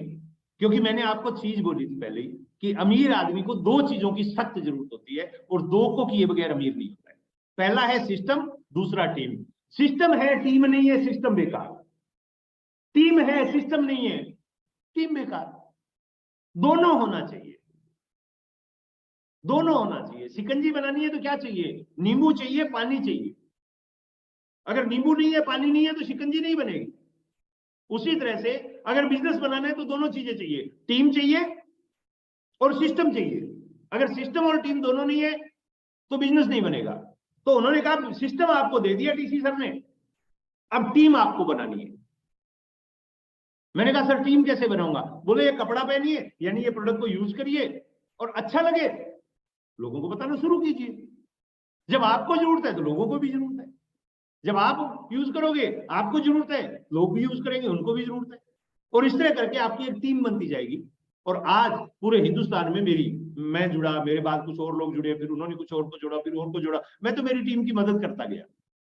और आज हिंदुस्तान में 3 लाख लोग हैं। 90% कंपनी के काम नहीं कर रहे हैं, 90% मेरे भी काम नहीं कर रहे। क्यों? यहाँ इनकमिंग और आउटगोइंग दोनों फ्री है। आरसीएम बिजनेस में इनकमिंग और आउटगोइंग दोनों फ्री है। आदमी अपनी मर्जी से आता है, मर्जी से चला जाता है। जीजा ने आके बोला साले की क्या औकात, ज्वाइन नहीं करेगा, ज्वाइन कर लिया। जीजा जी गए, छोड़ दिया। तो इस तरह ज्वाइन होते हैं लोग बाग। सिस्टम को नहीं समझते हैं वो, लेकिन वो सिस्टम को ले लेते हैं, लेकिन वो फिर बाद में टीम नहीं बनाते, क्योंकि टीम बनाने के लिए सीखना पड़ेगा, और वो टीम नहीं बनाते, इसलिए 90% लोग सफल नहीं हो पाते। मैंने टीम बनाई। वो 1 कप चाय बना के पिए तो 30,000 कप चाय बिक जाती है। मैं अकेला 30,000 कप चाय जिंदगी में कभी नहीं बेच पाऊंगा, लेकिन आरसीएम बिजनेस के सिस्टम की वजह से और टीम की वजह से 30,000 कप चाय बिक जाएगी मेरी। उन्होंने मेरे को बताया, मैं ज्वाइन किया। अब ज्वाइन करने के बाद घर गया तो सबसे पहले तो बीवी ने मेरे को समझाया कि ऐसा सिस्टम काम नहीं करेगा, फिर मेरे दोस्तों ने समझाया, फिर मेरे रिश्तेदारों ने समझाया कि तू गलत फंस गया, लेकिन मैंने कभी भी उनकी नहीं सुनी। मैंने सिर्फ और सिर्फ उन लोगों की सुनी जो सफल थे, क्योंकि मेरे को याद था धीरू भाई अंबानी जब चाय पीने जाते थे 5 स्टार होटल में तो लोग उनके साथ वाले उनका मजाक उड़ाते थे। वो बोलते थे दिहाड़ी 100 रुपए की कर रहा है, सपने से एक चिल्ली के देख रहा है, 5 स्टार होटल में चाय पी रहा है। बट धीरू भाई अंबानी को मालूम था कि वो चाय नहीं पी रहे थे, वो 5 स्टार होटल में अमीरों की संगत ले रहे थे, क्योंकि उनको मालूम था कि उनको अमीर बनना है। वो जो दूसरे लड़के थे उनको मालूम नहीं था कि उनको अमीर नहीं बनना है। वो ठेले पे चाय पी रहे थे, वो ठेले की संगत ले रहे थे। रॉबर्ट कियोसाकी कहते हैं अमीरी की पढ़ाई जो होती है ना, वो आदमी के घरों में होती है। इसे गरीब आदमी गरीब की जैसा पढ़ाता है बच्चों को, अमीर आदमी अमीरों की तरह पढ़ाता है बच्चों को। अगर आपको अमीर बनना है तो आपको अपना माहौल सबसे पहले बदलना पड़ेगा। आपको ऐसे लोगों का साथ लेना होगा। वो एक ट्रेनर कहते हैं यूट्यूब पे, वो कहते हैं आप जो आज कमा रहे हो ना, वो उन 5 दोस्तों का एवरेज हो जो आपके रियल है। जो आपके 5 घनिष्ठ मित्र है ना, उनका एवरेज आप हो। उन 5 की कमाई को 5 से भाग दो, जो भागफल निकलेगा वो आपकी कमाई है। हम जिस संगत में है ना दोस्त, वही संगत की वजह से वही प्रोडक्ट हम तैयार होते हैं। मैंने कसम खा ली थी, मैं टेप सुनूंगा अमीरों के, किताब पढ़ूंगा अमीरों की, मीटिंग में जाऊंगा अमीरों के, बातें सुनूंगा अमीरों की, बातचीत करूंगा अमीरों से। गरीबों के साथ अपन ने संपर्क काट दिया। हाँ, दोस्ती में रिश्तेदारी में कोई है तो उसके साथ में जो थोड़ी बहुत बातचीत होती है वो की, लेकिन जीवन कैसे चलेगा इसके बारे में उनसे कभी बात नहीं। और धीरे धीरे करके इस बिजनेस में मेरे को बहुत सारी चीजें समझ में आई और वो चीजें मैं करता गया। और वो चीजें करते हुए आज मैं आपको एक चीज बताना चाह रहा हूं, 10 मिनट में आपके और लूंगा। 10 मिनट में आपको मैं एक चीज बताना चाह रहा हूं जो बहुत इंपॉर्टेंट चीज है और आप सब लोगों को ये समझनी चाहिए। इस दुनिया में जितने भी लोग हैं ना साहब, वो इसलिए ज्यादा पैसा नहीं बना पाते हैं, इसलिए ज्यादा पैसा नहीं बना पाते हैं क्योंकि वो फंडामेंटल्स को नहीं समझते हैं। लाइफ के अंदर कभी भी हमें वेल्थ क्रिएट करना है, बड़ा पैसा बनाना है, अमीर बनना है, तो हमें 2 मॉडल है हमारे सामने जिनको हमें समझना पड़ेगा। पहला है asset based model. Asset based model, asset based यानी एक ऐसा एसेट तैयार करना जो हमें इनकम दे, चाहे हम काम करें चाहे ना करें, उसको बोलते हैं एसेट बेस्ड अपॉर्चुनिटी। और दूसरा जो होता है वो होता है पर्सनैलिटी बेस्ड आमदनी। 2 प्रकार की इनकम इसको अपन कह सकते हैं कि एक आमदनी जो होती है वो हमारी एसेट बेस्ड आमदनी होती है। हाँ, मैं सवाल लास्ट में ले लूंगा, आपका जो भी किसी साथी का सवाल है मैं लास्ट में ले लूंगा। एसेट बेस्ड जो आमदनी है वो आमदनी को हम लोग जो कहते हैं वो आमदनी है जो आपकी प्रेजेंस के बगैर आपको आमदनी देती है। जैसे आपका घर है, आपने किराए पे दे दिया, उससे आमदनी आ रही है। आप कोई काम थोड़ा ही कर रहे हो, आमदनी आ रही है। आपकी गाड़ी है, आपने ओला उबर में लगा दी, गाड़ी चल रही है, आपको पैसे आ रहे हैं, वो एसेट कहलाती है। लेकिन एसेट बेस्ड इनकम लेने के लिए ये जो ट्रेडिशनल तरीकों की एसेट हम बनाते हैं उसमें बहुत सारा पैसा चाहिए, बहुत सारा मैनेजमेंट चाहिए, इसलिए ज्यादा लोग पैसा नहीं बना पाते हैं। लेकिन अमीर बनना है तो हमें एसेट बेस्ड आमदनी बनानी पड़ेगी। और जितने भी अमीर लोग हैं इन्होंने सिस्टम बनाए ना, वो सिस्टम इनके लिए एसेट का काम कर रहे हैं। वो सिस्टम इनके लिए एसेट बन गए, वो टीम इनके लिए एसेट बन गई और ये अमीर बन गए। 90% लोग जो है ना इस दुनिया में, वो इसके बारे में सोचते ही नहीं है कि मुझे एसेट बेस्ड इनकम क्यों चाहिए। जैसे मैंने बोला ना, वो केवल एक ही चीज सोचते हैं, हमें कुछ नहीं चाहिए, सब कुछ तो भगवान का दिया हुआ है। वो कभी ये नहीं सोचते अगर ये जो मेरे पास है ये छिन जाए किसी कारण से। दुर्घटना, बीमारी, बुढ़ापा और मृत्यु, ये 4 चीजें इंसान के वश में नहीं। और हर इंसान को ये याद रखना चाहिए कि इन 4 में से एक भी हो जाए ना तो आपकी आमदनी 0 हो जाती है। 4 में से एक हो जाए ना तो आमदनी 75% नहीं रहती, 25% गया ना, आदमी तो 25% कम हुआ ना, लेकिन आमदनी 0 हो जाती है। तो इसलिए हमेशा एक सेकंड सोर्स ऑफ इनकम होना चाहिए। लेकिन 90% लोग नहीं सोचते। 5% लोग सोचते हैं क्या करूं, कैसे करूं, क्या करूं, कैसे करूं, क्या करूं, कैसे करूं, लेकिन वो जिंदगी क्या में ही निकाल देते हैं। केवल 5% लोग हैं इस दुनिया में जो एसेट के बारे में सोचते हैं और जो एसेट बनाते हैं। सामान्य लोग वही है 95% जो क्या और क्यों में कैसे में उलझे रहते हैं। 5% अमीर लोग जो होते हैं वो क्यों को अच्छी तरह से जानते हैं और क्यों अमीर बनना है हमें, इस बात को आप सुनिए। आज बहुत सारी महिला बहनें बैठी है जिनके हस्बैंड शायद कोई काम धंधा करते होंगे, पैसा लाते होंगे, उनको लगता होगा नहीं यार हमें क्या जरूरत है, वो कमा रहे हैं। आपको लगता है कि वो कमा रहे हैं, या जो मेल मेंबर मेरे को सुन रहे हैं आपको लगता है कि आप कमा रहे हो, बट आप कुछ भी कर रहे हो। एक बच्ची ने अभी सवाल पूछा था कि सर जॉब के बारे में कुछ बताइए, तो ये जॉब का सवाल आपके लिए आ गया स्क्रीन पे। पूरी जिंदगी एक इंसान 20 साल की उम्र से मान लो काम स्टार्ट करता है, 60 साल में रिटायर करता है, 40 साल काम करता है। और इंफोसिस के सीईओ नारायण मूर्ति, जिन्होंने इंफोसिस की स्थापना की देश में और बहुत अमीर लोगों में से एक है इंडिया के वो, और बहुत ही मतलब माननीय है वो, एंटरप्रेन्योरशिप के बेताज बादशाह है नारायण मूर्ति साहब।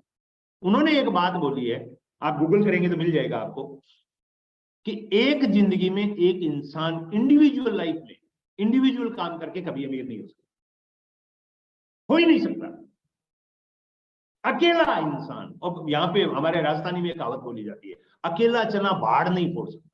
मतलब एक अकेला चना है ना, वो कुछ नहीं कर सकता। इंडिविजुअल एक आदमी 40 साल रोज 10 घंटे काम करेगा, महीने का 250 होगा, साल के 3000 होगा, 40 साल का 1.25 लाख घंटे, 1.25 लाख घंटे काम करेगा तो वो अमीर नहीं हो सकता है। अमीरी का जो फॉर्मूला है ना, वो फॉर्मूला बड़ा खतरनाक है, बहुत ही खतरनाक है। पूरी दुनिया में हमें पढ़ाई करवाई जाती है, पूरी दुनिया में डंडे मार मार के स्कूल भेजा जाता है हम बच्चों, पीट पीट के हम बच्चों को स्कूल भेजते हैं, सिर्फ एक चीज के लिए भेजते हैं। मैं चैट बुक्स में नहीं पूछना चाहूंगा क्योंकि समय ज्यादा हो रहा है, तो मेरे को बात को खत्म करना है, लेकिन मैं बता देना चाहता हूं, हर माँ बाप एक ही चीज चाहते हैं कि बच्चा स्कूल टाइम पे जाए और अच्छे से पढ़े लिखे, अच्छे से नंबर ले आए, ताकि वो अच्छे पैसे कमाने लगे। कामयाबी मतलब पैसा कमाना, हर माँ बाप का ये सपना है कि वो अच्छे पैसे कमाए। बट कमबख्त पता नहीं क्या ऐसा स्कूल में सिखाया जाता है। मेरे बच्चे भी स्कूल जाते हैं, ये मत मानना मैं 9वीं पास हूं तो मैं बच्चों को नहीं पढ़ाता हूं, मैं पढ़ाता हूं। मेरा बेटा बीकॉम फर्स्ट ईयर में है, मेरी बेटी एक बीएड कर चुकी है, दूसरी एमएससी फाइनल ईयर में है, साइंस सब्जेक्ट है उसके पास, मैं भी पढ़ाता हूं। पढ़ाई बहुत जरूरी है, बौद्धिक शिक्षा बहुत जरूरी है, बट इसलिए नहीं कि पैसे कमाने के लिए, इसलिए कि ज्ञान हो जाए क्या करना है और क्या नहीं करना। किसी भी स्कूल कॉलेज और यूनिवर्सिटी में ये नहीं बताया जाता कि अमीर कैसे। एक सवाल पूछना चाहूंगा, थोड़ा सा अटपटा सा है, बुरा मत मानना, मैं एक बार स्क्रीन भी बंद कर देता हूं, माफी चाहता हूं पहले हाथ जोड़ के कान पकड़ के, गलत लगे तो माफ कर दीजिएगा। इस देश में बहुत सारे इंजीनियर बेरोजगार है और ये प्रोग्राम यूट्यूब लाइव जा रहा है, डेफिनेटली बहुत सारे इंजीनियर इसको देखने वाले हैं। बहुत सारे इंजीनियर बेरोजगार, मुझे आपसे जवाब चाहिए क्यों बेरोजगार है? क्या हमारे देश में इंजीनियरों की इतनी भरमार है कि इंजीनियर चाहिए ही नहीं? जी नहीं, हमारे देश में इंजीनियरों की कमी है, लेकिन फिर भी बहुत सारे इंजीनियर बेरोजगार है। उसकी वजह बताऊं क्या है? सिर्फ एक वजह है कि उनको पढ़ाने वाले टीचर इंजीनियर नहीं है, वो केवल ज्ञान किताब से पढ़ा रहे हैं इंजीनियरिंग। अब मैं आपसे एक सवाल पूछता हूं, अगर कोई किताब पढ़ के आपको किताब से रट्टा लगवा दे कि हेलीकॉप्टर ऐसे उड़ाया जाता है और आपको हेलीकॉप्टर की सीट पे बैठा दे किताब पढ़ा के, क्या आप हेलीकॉप्टर उड़ा लोगे? नहीं उड़ा सकते। आपको कार में कोई किताब पढ़ा के बैठा दे तो आप कार चला लोगे? नहीं चला सकते। और अगर गलती से कोई पानी में उतार दे तो किताब पढ़ा के कि तैराकी की किताब पढ़ लो, रट्टा लगा दिया पूरा 100/100 नंबर, तैराकी का एग्जाम दिया, अब आप समुद्र में उतर जाओ और आप तैरो, क्या आप तैर के पार कर दोगे? तैर सकते हो क्या? नो। यानी इसका मतलब इस दुनिया में हमें जो सीखना है वो उससे सीखना है जो वो पहले से जानता है। जो इंजीनियर की पढ़ाई करवा रहे हैं वो खुद इंजीनियर नहीं है। जो वकील बीए एलएलबी किए हुए पढ़ा रहे हैं वो खुद वकील नहीं है, उन्होंने एक भी मुकदमा नहीं लड़ा है। इसलिए वकालत करने के बाद वकील के साथ प्रैक्टिस करनी होती है वकील बनने के लिए। जो एमबीए की पढ़ाई करवा रहे हैं उन्होंने एमबीए नहीं किया है, एमबीए की डिग्री है उनके पास, लेकिन वो मैनेजमेंट के बारे में कुछ नहीं जानते। कईयों के तो घर का मैनेजमेंट ही बिखरा पड़ा है। रॉबर्ट कियोसाकी कहते हैं हम गलत दरवाजा दबा रहे हैं, गलत दरवाजे को टच कर रहे हैं। रियल दुनिया में आपको सिर्फ वो सिखा सकता है जिसने वो काम पहले किया है। रियल लाइफ में वही हो सकता है, that is the fact. Gurudev BC Savda जी ने बिजनेस बनाना क्यों सिखा दिया लोगों को? क्योंकि गुरुदेव बीसी सावड़ा जी को बिजनेस बनाना आता है। मिस्टर मुकेश कोठारी जी ने क्यों लोगों को बिजनेसमैन बना दिया? क्योंकि उनको बिजनेस बनाना आता है। कदम जी ने, राजाराम जी ने क्यों लोगों को सक्सेस कर दिया? क्योंकि उनको बिजनेस बनाना आता है। पहले उन्होंने बिजनेस बनाया, फिर लोगों को सिखाया। That is truth. स्कूल और कॉलेज में जो टीचर हमें पढ़ा रहा है वो खुद गरीब है, वो कैसे हमें अमीर बना सकता है पढ़ा के? इसलिए मैं मेरे बच्चों को बोलता हूं, स्कूल में वो पढ़ के आओ जिससे तुम्हें ये ज्ञान हो कि क्या पढ़ना है, घर आके वो पढ़ो जिससे तुम्हें ज्ञान हो कि बनना क्या है।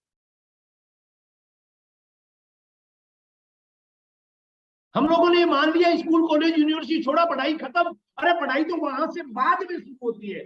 स्कूल से निकलने के बाद, कॉलेज से निकलने के बाद जो नहीं पढ़ेगा वो जिंदगी भर गरीब रहेगा, क्योंकि असली पढ़ाई उसके बाद शुरू होती है। लोग मेरे को बोलते हैं आप 9वीं पास नहीं हो। अरे स्कूल का 9वीं पास हूं, यहां आने के बाद पीएचडी हो गया। मैं क्या करूं, मेरी आदत है, मैं पढ़ता हूं। कुछ भी करेंगे लेकिन पढ़ाई नहीं करेंगे। एक ट्रेनर है मिस्टर संतोष नायर, वो कहते हैं पढ़ोगे नहीं तो बढ़ोगे नहीं। और धीरूभाई अंबानी साहब ने तो यहां तक बोला था, पढ़े लिखे होने से अच्छा है पढ़ते लिखते रहना। अगर आपको अमीर बनना है, इस बात को गांठ बांध लो भाइयों बहनों, पढ़ना शुरू कर दो, बढ़ना शुरू हो जाओ। क्या पढ़ना है? अपने टेक्निकल सीरो क्लाइंट से पूछो, उससे पूछो, वो बताएगा आपको क्या पढ़ना है। वो किताब बताएंगे। रॉबर्ट कियोसाकी को पढ़ो, डॉक्टर डेविड जी स्वार्ट्ज को पढ़ो, और बहुत सारे हैं। दुनिया के किसी भी स्कूल कॉलेज में नहीं पढ़ाया जाता कि पैसा कैसे कमाया। बट जैसे H2O2 मिलाने से पानी बनता है, एक फॉर्मूला है, H2O2 को मिला दो तो पानी बनता है, उसी तरह से फॉर्मूला ऑफ मनी भी एक है। मनी का फॉर्मूला क्या है? मनी का फॉर्मूला है रेट मल्टीप्लाई बाय टाइम बराबर मनी। किसी भी इंसान का रेट, जैसे आलू का होता है, टमाटर का रेट होता है, वैसे ही हर इंसान का एक रेट होता है। रेट को टाइम से मल्टीप्लाई कर दो तो मनी निकल जाएगा। रेट को टाइम से जब आप मल्टीप्लाई कर देते हो तो मनी निकलता है। अब रेट हर इंसान का अलग अलग होता है। मैं 9वीं पास दूध बेचने वाला, मेरी मार्केट वैल्यू 2000। यहाँ कोई एक क्लास 1 ऑफिसर बैठे होंगे, उनकी वैल्यू 2 लाख। रेट हर इंसान का अलग अलग होता है, लेकिन टाइम भगवान का सबको 24 घंटे ही दिया हुआ है। रेट 2 चीजों से बनता है, पहला है एजुकेशन और दूसरा है एक्सपीरियंस। कितनी पढ़ाई की है, कितना एक्सपीरियंस लिए, उससे रेट बनता है। अब मेरे पास में 2000 का रेट है, मैंने पढ़ाई कम की, मेरे पास एक्सपीरियंस कम है, मेरी वैल्यू 2000 है। किसी के पास में पढ़ाई ज्यादा है, एक्सपीरियंस ज्यादा है, उसकी वैल्यू 2 लाख। बट टाइम सबके पास सेम है। रेट जो है वो एक इंसान का फिक्स हो गया, लिमिटेड हो गया। टाइम फिक्स है, भगवान का दिया हुआ, लिमिटेड हो गया। रेट और टाइम दोनों लिमिटेड है, इसलिए मनी लिमिटेड है। सिंपल सी बात है। आपके पास पैसे की कमी है तो सिर्फ एक वजह है, आपका रेट और आपका टाइम लिमिटेड है। अगर आपको अनलिमिटेड मनी चाहिए तो दोनों में से एक चीज को बढ़ा दीजिए। मैथ का फार्मूला यही कहता है, फार्मूला ऑफ मनी भी यही कहता है। अगर आपको किसी एक चीज को बढ़ाना है, मनी को बढ़ाना है ना, तो आपको या तो रेट बढ़ाना होगा या टाइम बढ़ाना होगा। 10 घंटे का टाइम है, आप चाहो तो इसको 20, 30, 40, 50 घंटे कर लीजिए, या फिर आपका जो रेट है उसको बढ़ा लीजिए। अब रेट बढ़ेगा कैसे?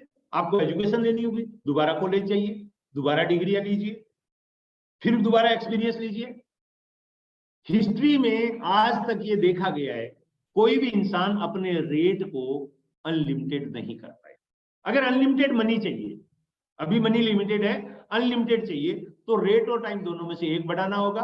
हिस्ट्री में आज तक इतिहास गवाह है, कोई भी इंसान अपने रेट को अनलिमिटेड नहीं कर पाया। और अनलिमिटेड को लिमिटेड से गुना करोगे तो अनलिमिटेड निकलेगा। लेकिन अनलिमिटेड कर ही नहीं पाएगा रेट को कोई आदमी, तो फिर लिमिटेड रेट में तो लिमिटेड टाइम में लिमिटेड पैसा बने। लेकिन जो बड़े बिजनेस हाउसेज है, टाटा, बिरला, बजाज, वांगा, डालमिया, अंबानी, इन्होंने एक फॉर्मूला निकाल दिया। वो फॉर्मूला है टाइम मल्टीप्लिकेशन। इन्होंने टाइम मल्टीप्लिकेशन का फॉर्मूला निकाला। अब वो करना क्यों है अनलिमिटेड आमदनी? कई लोग कहते हैं साहब ठीक है वो तो ठीक है, लेकिन मेरे को अनलिमिटेड आमदनी चाहिए ही नहीं। अनलिमिटेड आमदनी इसलिए चाहिए क्योंकि बहुत सारे अनलिमिटेड सपने हैं, अभी जरूरतें ही पूरी नहीं हो रही है क्योंकि आय लिमिटेड है। तो सपने को पूरा करना है तो अनलिमिटेड आमदनी चाहिए। 80-90% लोग इस देश में पूरे दिन मेहनत करते हैं, दिन रात मेहनत करते हैं, लेकिन वो बेचारे मेहनत कर करके बाल्टियां ढो रहे हैं एक तरह से। लेकिन इन बाल्टियों के नीचे छेद है, कोई महंगाई का है, कोई बीमारी का है, कोई होम लोन की किस्त, कोई कार की किस्त, कोई स्कूल फीस, और इसकी वजह से सबकी जेब से पैसे निकलते जा रहे हैं। मैं आपको जो फार्मूला बता रहा हूं वो फार्मूला आपके घर में एक नल लगाने जैसा है। पैसे का नल लग जाए आपके घर में तो कैसा होगा, मजा आ जाए साहब। और वही फार्मूला मैं बताने जा रहा हूं। मैं वापस घूम फिर के वहीं आ गया हूं जहां से अपनी बात चली थी, जे पॉल गेटी के फार्मूले चले। इस दुनिया में पैसे कमाने के 4 तरीके हैं, रॉबर्ट कियोसाकी कहते हैं। पहला है लोग नौकरी से पैसा कमाते हैं, जिसको हम एक्टिव या पर्सनैलिटी बेस्ड इनकम बोलते हैं। जो मैं आपसे 2 इनकम की शुरू में बात किया था, वो पर्सनैलिटी बेस्ड इनकम और एसेट बेस्ड इनकम। ये जो इनकम है ये पर्सनैलिटी बेस्ड इनकम होती है। आदमी काम करता है, पैसा आता है, काम बंद पैसा बंद, यानी एक्टिविटी या पर्सनैलिटी। दूसरा सेल्फ एम्प्लॉयड, डॉक्टर, वकील, इंजीनियर, चार्टर्ड अकाउंटेंट या छोटे दुकानदार या बिजनेसमैन, जो भी लोग जिनके बगैर काम नहीं चलता, वो सारे के सारे लोग सेल्फ एम्प्लॉयड होते हैं। यानी वो कहते हैं अभी मेरा धंधा मेरे बगैर नहीं चलता, वो सेल्फ एम्प्लॉयड है। ये 2 प्रकार के लोग, 95% लोग है पूरी दुनिया में, बट अफसोस पैसा सिर्फ 5%। ये लेफ्ट साइड में एक्टिविटी और पर्सनैलिटी बेस्ड इनकम, यानी जो रेट के द्वारा निर्धारित, वो 95% लोगों के पास पैसा सिर्फ 5% है। और यही कारण है हमारा अड़ोसी, हमारा पड़ोसी, हमारा दोस्त, हमारा रिश्तेदार, हमारा दूर का रिश्तेदार, हमारा नजदीक का रिश्तेदार, हमने सबको भागते ही देखा है। सब पैसे के लिए भाग रहे हैं, इसलिए हमें लगता है वो पैसे के लिए भाग रहे हैं तो हमें भी पैसे के लिए भागना ही। सब लोग इसी में उलझे पड़े हैं। हमें लगता है कि भाई सारी दुनिया पैसे के लिए भाग रही है तो हमें भी भागना है, सारी दुनिया गरीब है तो हम भी गरीब है, सारी दुनिया मिडिल क्लास है हम भी मिडिल क्लास है, अमीर तो कोई सा है। कभी भी हम दिमाग नहीं लगाते हैं कि ये वाले लोग अमीर क्यों हैं। ये वाले लोग अमीर इसलिए क्योंकि एसेट बेस्ड, जिसको हम पैसिव आमदनी बोलते हैं, वो लेते हैं, और वो होती है टाइम बेस्ड। ये लोग क्या करते हैं, ये लोग टाइम को बढ़ा देते हैं। जैसे मुकेश अंबानी जी ने क्या किया, रिलायंस जियो में क्या किया, यहाँ पे एक एग्जांपल मैं देना चाहूंगा आपको। रिलायंस जियो में मुकेश अंबानी जी ने क्या किया, वो स्किप हो गया था शायद यहाँ पे, ये वाला। मुकेश अंबानी जी ने क्या किया, वो बी क्वाड्रेंट का बिजनेस करते हैं। उन्होंने 50,000 लोगों को नौकरी पे रखा, 10 घंटे एक आदमी काम करता है, 5 लाख घंटे पर डे काम करता है। अब एक इंसान करता है पूरी जिंदगी में 1,20,000 घंटे काम, और दूसरी तरफ मुकेश अंबानी अकेला एक दिन में काम लेता है 5 लाख घंटे। जो 1,20,000 घंटे काम कर रहा है वो क्या कर रहा है, जो 1,20,000 घंटे काम कर रहा है, ये आदमी क्या कर रहा है, 1,20,000 घंटे वाला, सॉरी यहाँ पे ये क्या कर रहा है, ये अपना एक्सपीरियंस और अपनी एजुकेशन बढ़ा के अपना रेट बढ़ाने की कोशिश कर रहा है। ये रेट बढ़ाता है, और 95% लोग इस दुनिया में रेट ही बढ़ाने में लगे हुए, क्योंकि उनको लगता है अगर हमारा रेट बढ़ जाएगा तो हमारी आमदनी बढ़ जाएगी। लेकिन वो रेट बढ़ाने के बावजूद भी उनकी आमदनी नहीं बढ़ पाती है। क्यों? उनका टाइम लिमिटेड है। और इसीलिए इंफोसिस के नारायण मूर्ति साहब ने कहा कि इंडिविजुअल लाइफ में एक इंसान कभी भी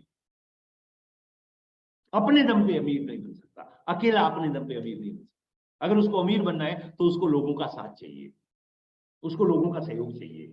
वो इसीलिए बोल रहे थे क्योंकि ये फॉर्मूला उन्होंने काम में दिया था कि वो लोगों का टाइम ले लो।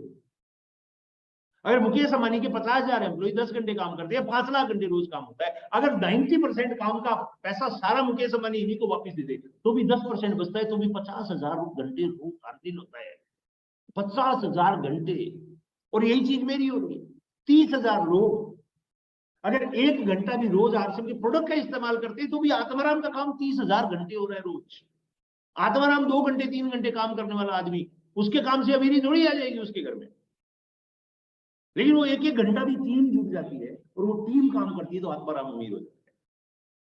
सो अगर आपको वेल्थ क्रिएट करना है, अगर आपको अमीर होना है, अगर आपको पैसे वाला बनना है, तो आपको, चाहे आप यहाँ हो, मैं पहले नौकरी करता था, दूध बेचता था, तब कहाँ था? यहाँ था, नौकरी करता था तब। यहां से मैं यहाँ आया, खुद का काम शुरू किया, 400 से 4000 का आदमी बना। लेकिन यहां से 4000 से 4 लाख का तो नहीं बोलूंगा क्योंकि अभी नहीं हुआ है, लेकिन 2.25 लाख का आदमी बन गया, 2.5 से 3.25 लाख। यहां से यहाँ है।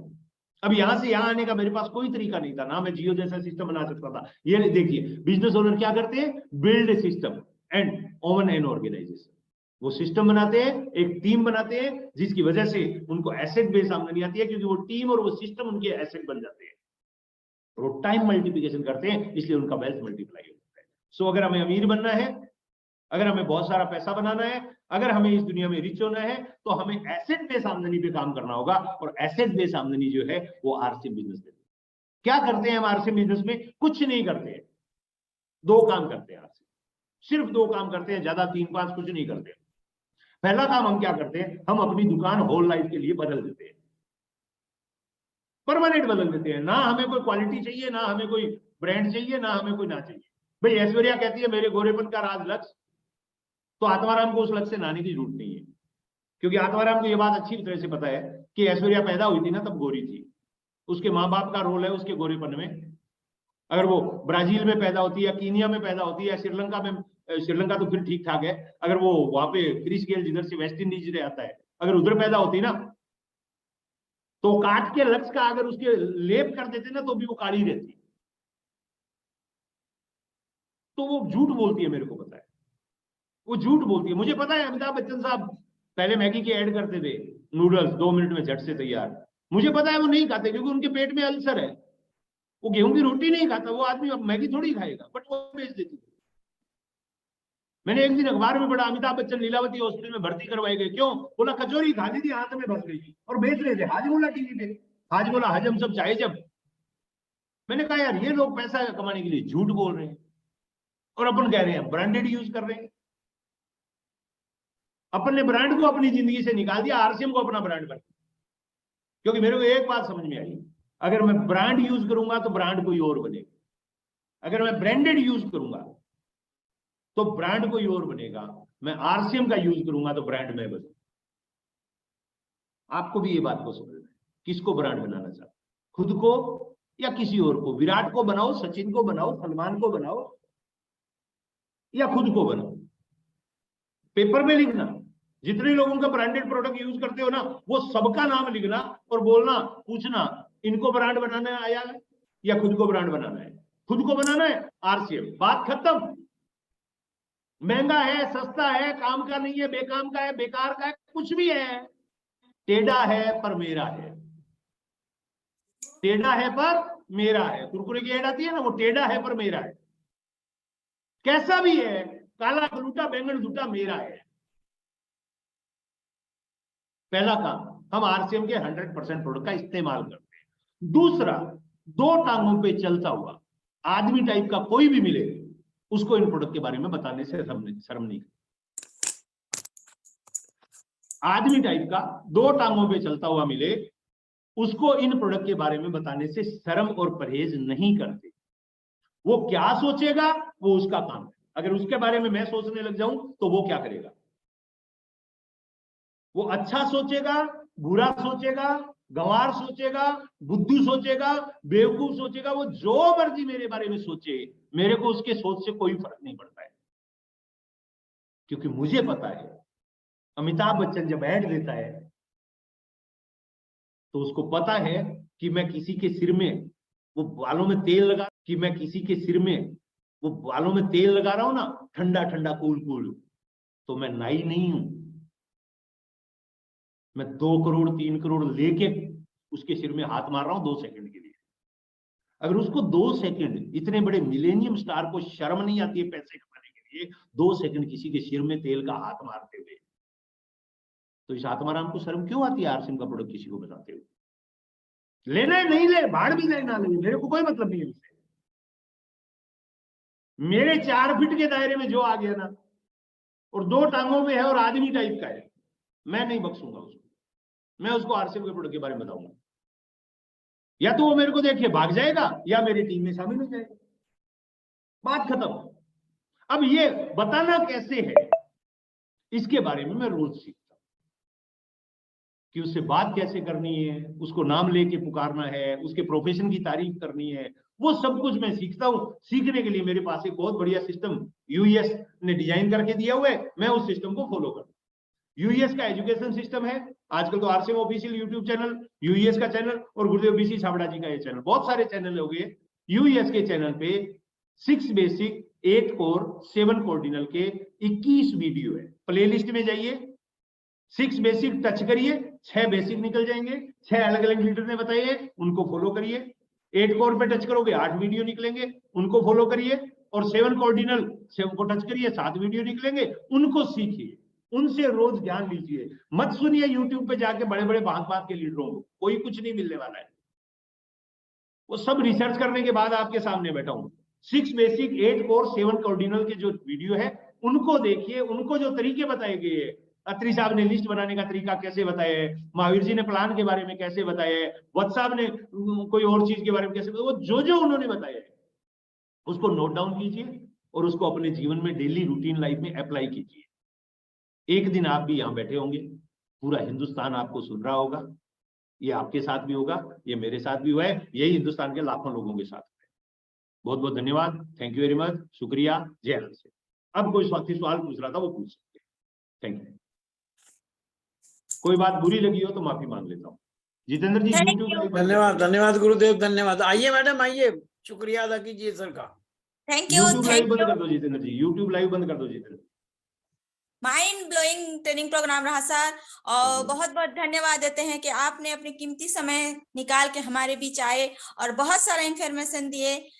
हम 4 गर्भावती जत्ता जी, पार्वती जी हैं। जी जी जी जी बोलिए मैम।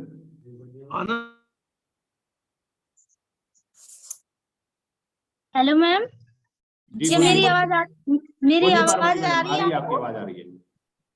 सर मेरा एक क्वेश्चन है, मैं जैसे किसी को कैंसर है तो सर उसको गामा दे सकते हैं? क्या चीज है? ब्लड कैंसर, जैसे मतलब ब्लड वाला जो कैंसर होता है उसको वो है blood cancer, blood cancer, blood cancer.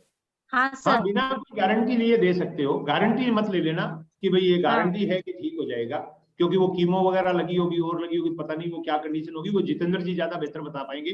लेकिन फिर भी मैं आपको एक चीज और कहना चाहूंगा। गुरुदेव सामने बैठे हैं और मैं सभी लोगों को ये पार्वती बहन के माध्यम से एक बात कहना चाहूंगा। हम लोग जो है ना, वो कई बार हम प्रोडक्ट उन लोगों के पास लेके जाते हैं जो बीमार है। जी सर। बीमार 3% लोग हैं इस देश में, 97% वो है जिनको बीमारी से बचना है।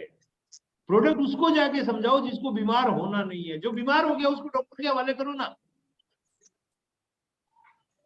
मैं बीमार से ज्यादा नहीं टकराता हूं, मैं उससे टकराता हूं। क्योंकि गुरुदेव बीसी छाबड़ा जी ने हमें एक बहुत अच्छी बात बताई हुई है, उससे मिलो जो बीमार नहीं होना चाहता है, क्योंकि उसके साथ 5 और मिलेंगे उसके घर वाले। बीमार से मिलोगे तो वो अकेला दवाई समझ के खाएगा, ऐसा नहीं है नहीं मिलना है, लेकिन कोशिश हमारी ये होनी चाहिए कि हम वो लोगों से मिले जो बीमार नहीं है, और वो लोग इस प्रोडक्ट को यूज करेंगे तो जिंदगी में कभी बीमार नहीं होंगे। सर मैं ठीक कह रहा हूं जितेंद्र जी?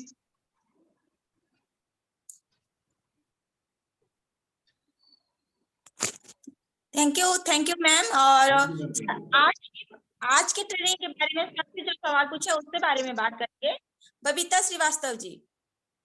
आइए ma'am, Babita Srivastava ji. Thank you ma'am. जय 1 PM। Thank you ma'am, thank you. Sir आज की मीटिंग तो बहुत ही अच्छी थी और मैं इस मीटिंग में जुड़ रही हूँ और मैं अपने आप को मैं सोच रही हूँ कि मुझे बोलना आए और इस चीज को सीख रही हूँ और बोल भी रही हूँ, तो मुझे बहुत अच्छा लग रहा है सर जो आपने सिखाया। मेरे हस्बैंड भी इसमें काम कर रहे हैं, ये स्टार पर्ल है और मैं उनके साथ जाती हूँ, लेकिन वो चीजें मुझे मेरी भटक नहीं निकलती है कि मैं कैसे बोल पाऊँ, इसलिए वो मुझे सोचते हैं कि नहीं तुम नहीं आपको ये सोचना ही नहीं है कि मैं कैसे बोल पाऊंगी जी। आपको तो सिर्फ ये सोचना है कि मैं जो घर में चाय इस्तेमाल करती हूँ उसके बारे में इसको बताना है, साबुन इस्तेमाल करती हूँ इसके बारे में बताना है, जो प्रोडक्ट इस्तेमाल करती हूँ वो प्रोडक्ट के बारे में। आप तो सिर्फ प्रोडक्ट का बताइए, आरसीएम का ज्ञान मत दीजिए। आप तो उनको बता दीजिए कि गामा खाने से हमारे घर वाले सब ठीक हो गए, बस हो गया काम।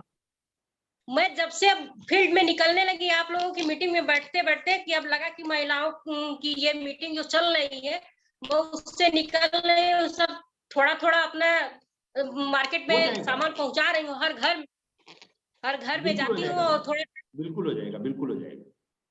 थैंक यू बिल्कुल, आप लगातार लगी रहिए, हो जाएगा बिल्कुल। गुरुदेव आ गए एक बार हमारे बीच में, तो गुरुदेव से थोड़ा सा मैं आशीर्वाद ले लूं। जी गुरुदेव।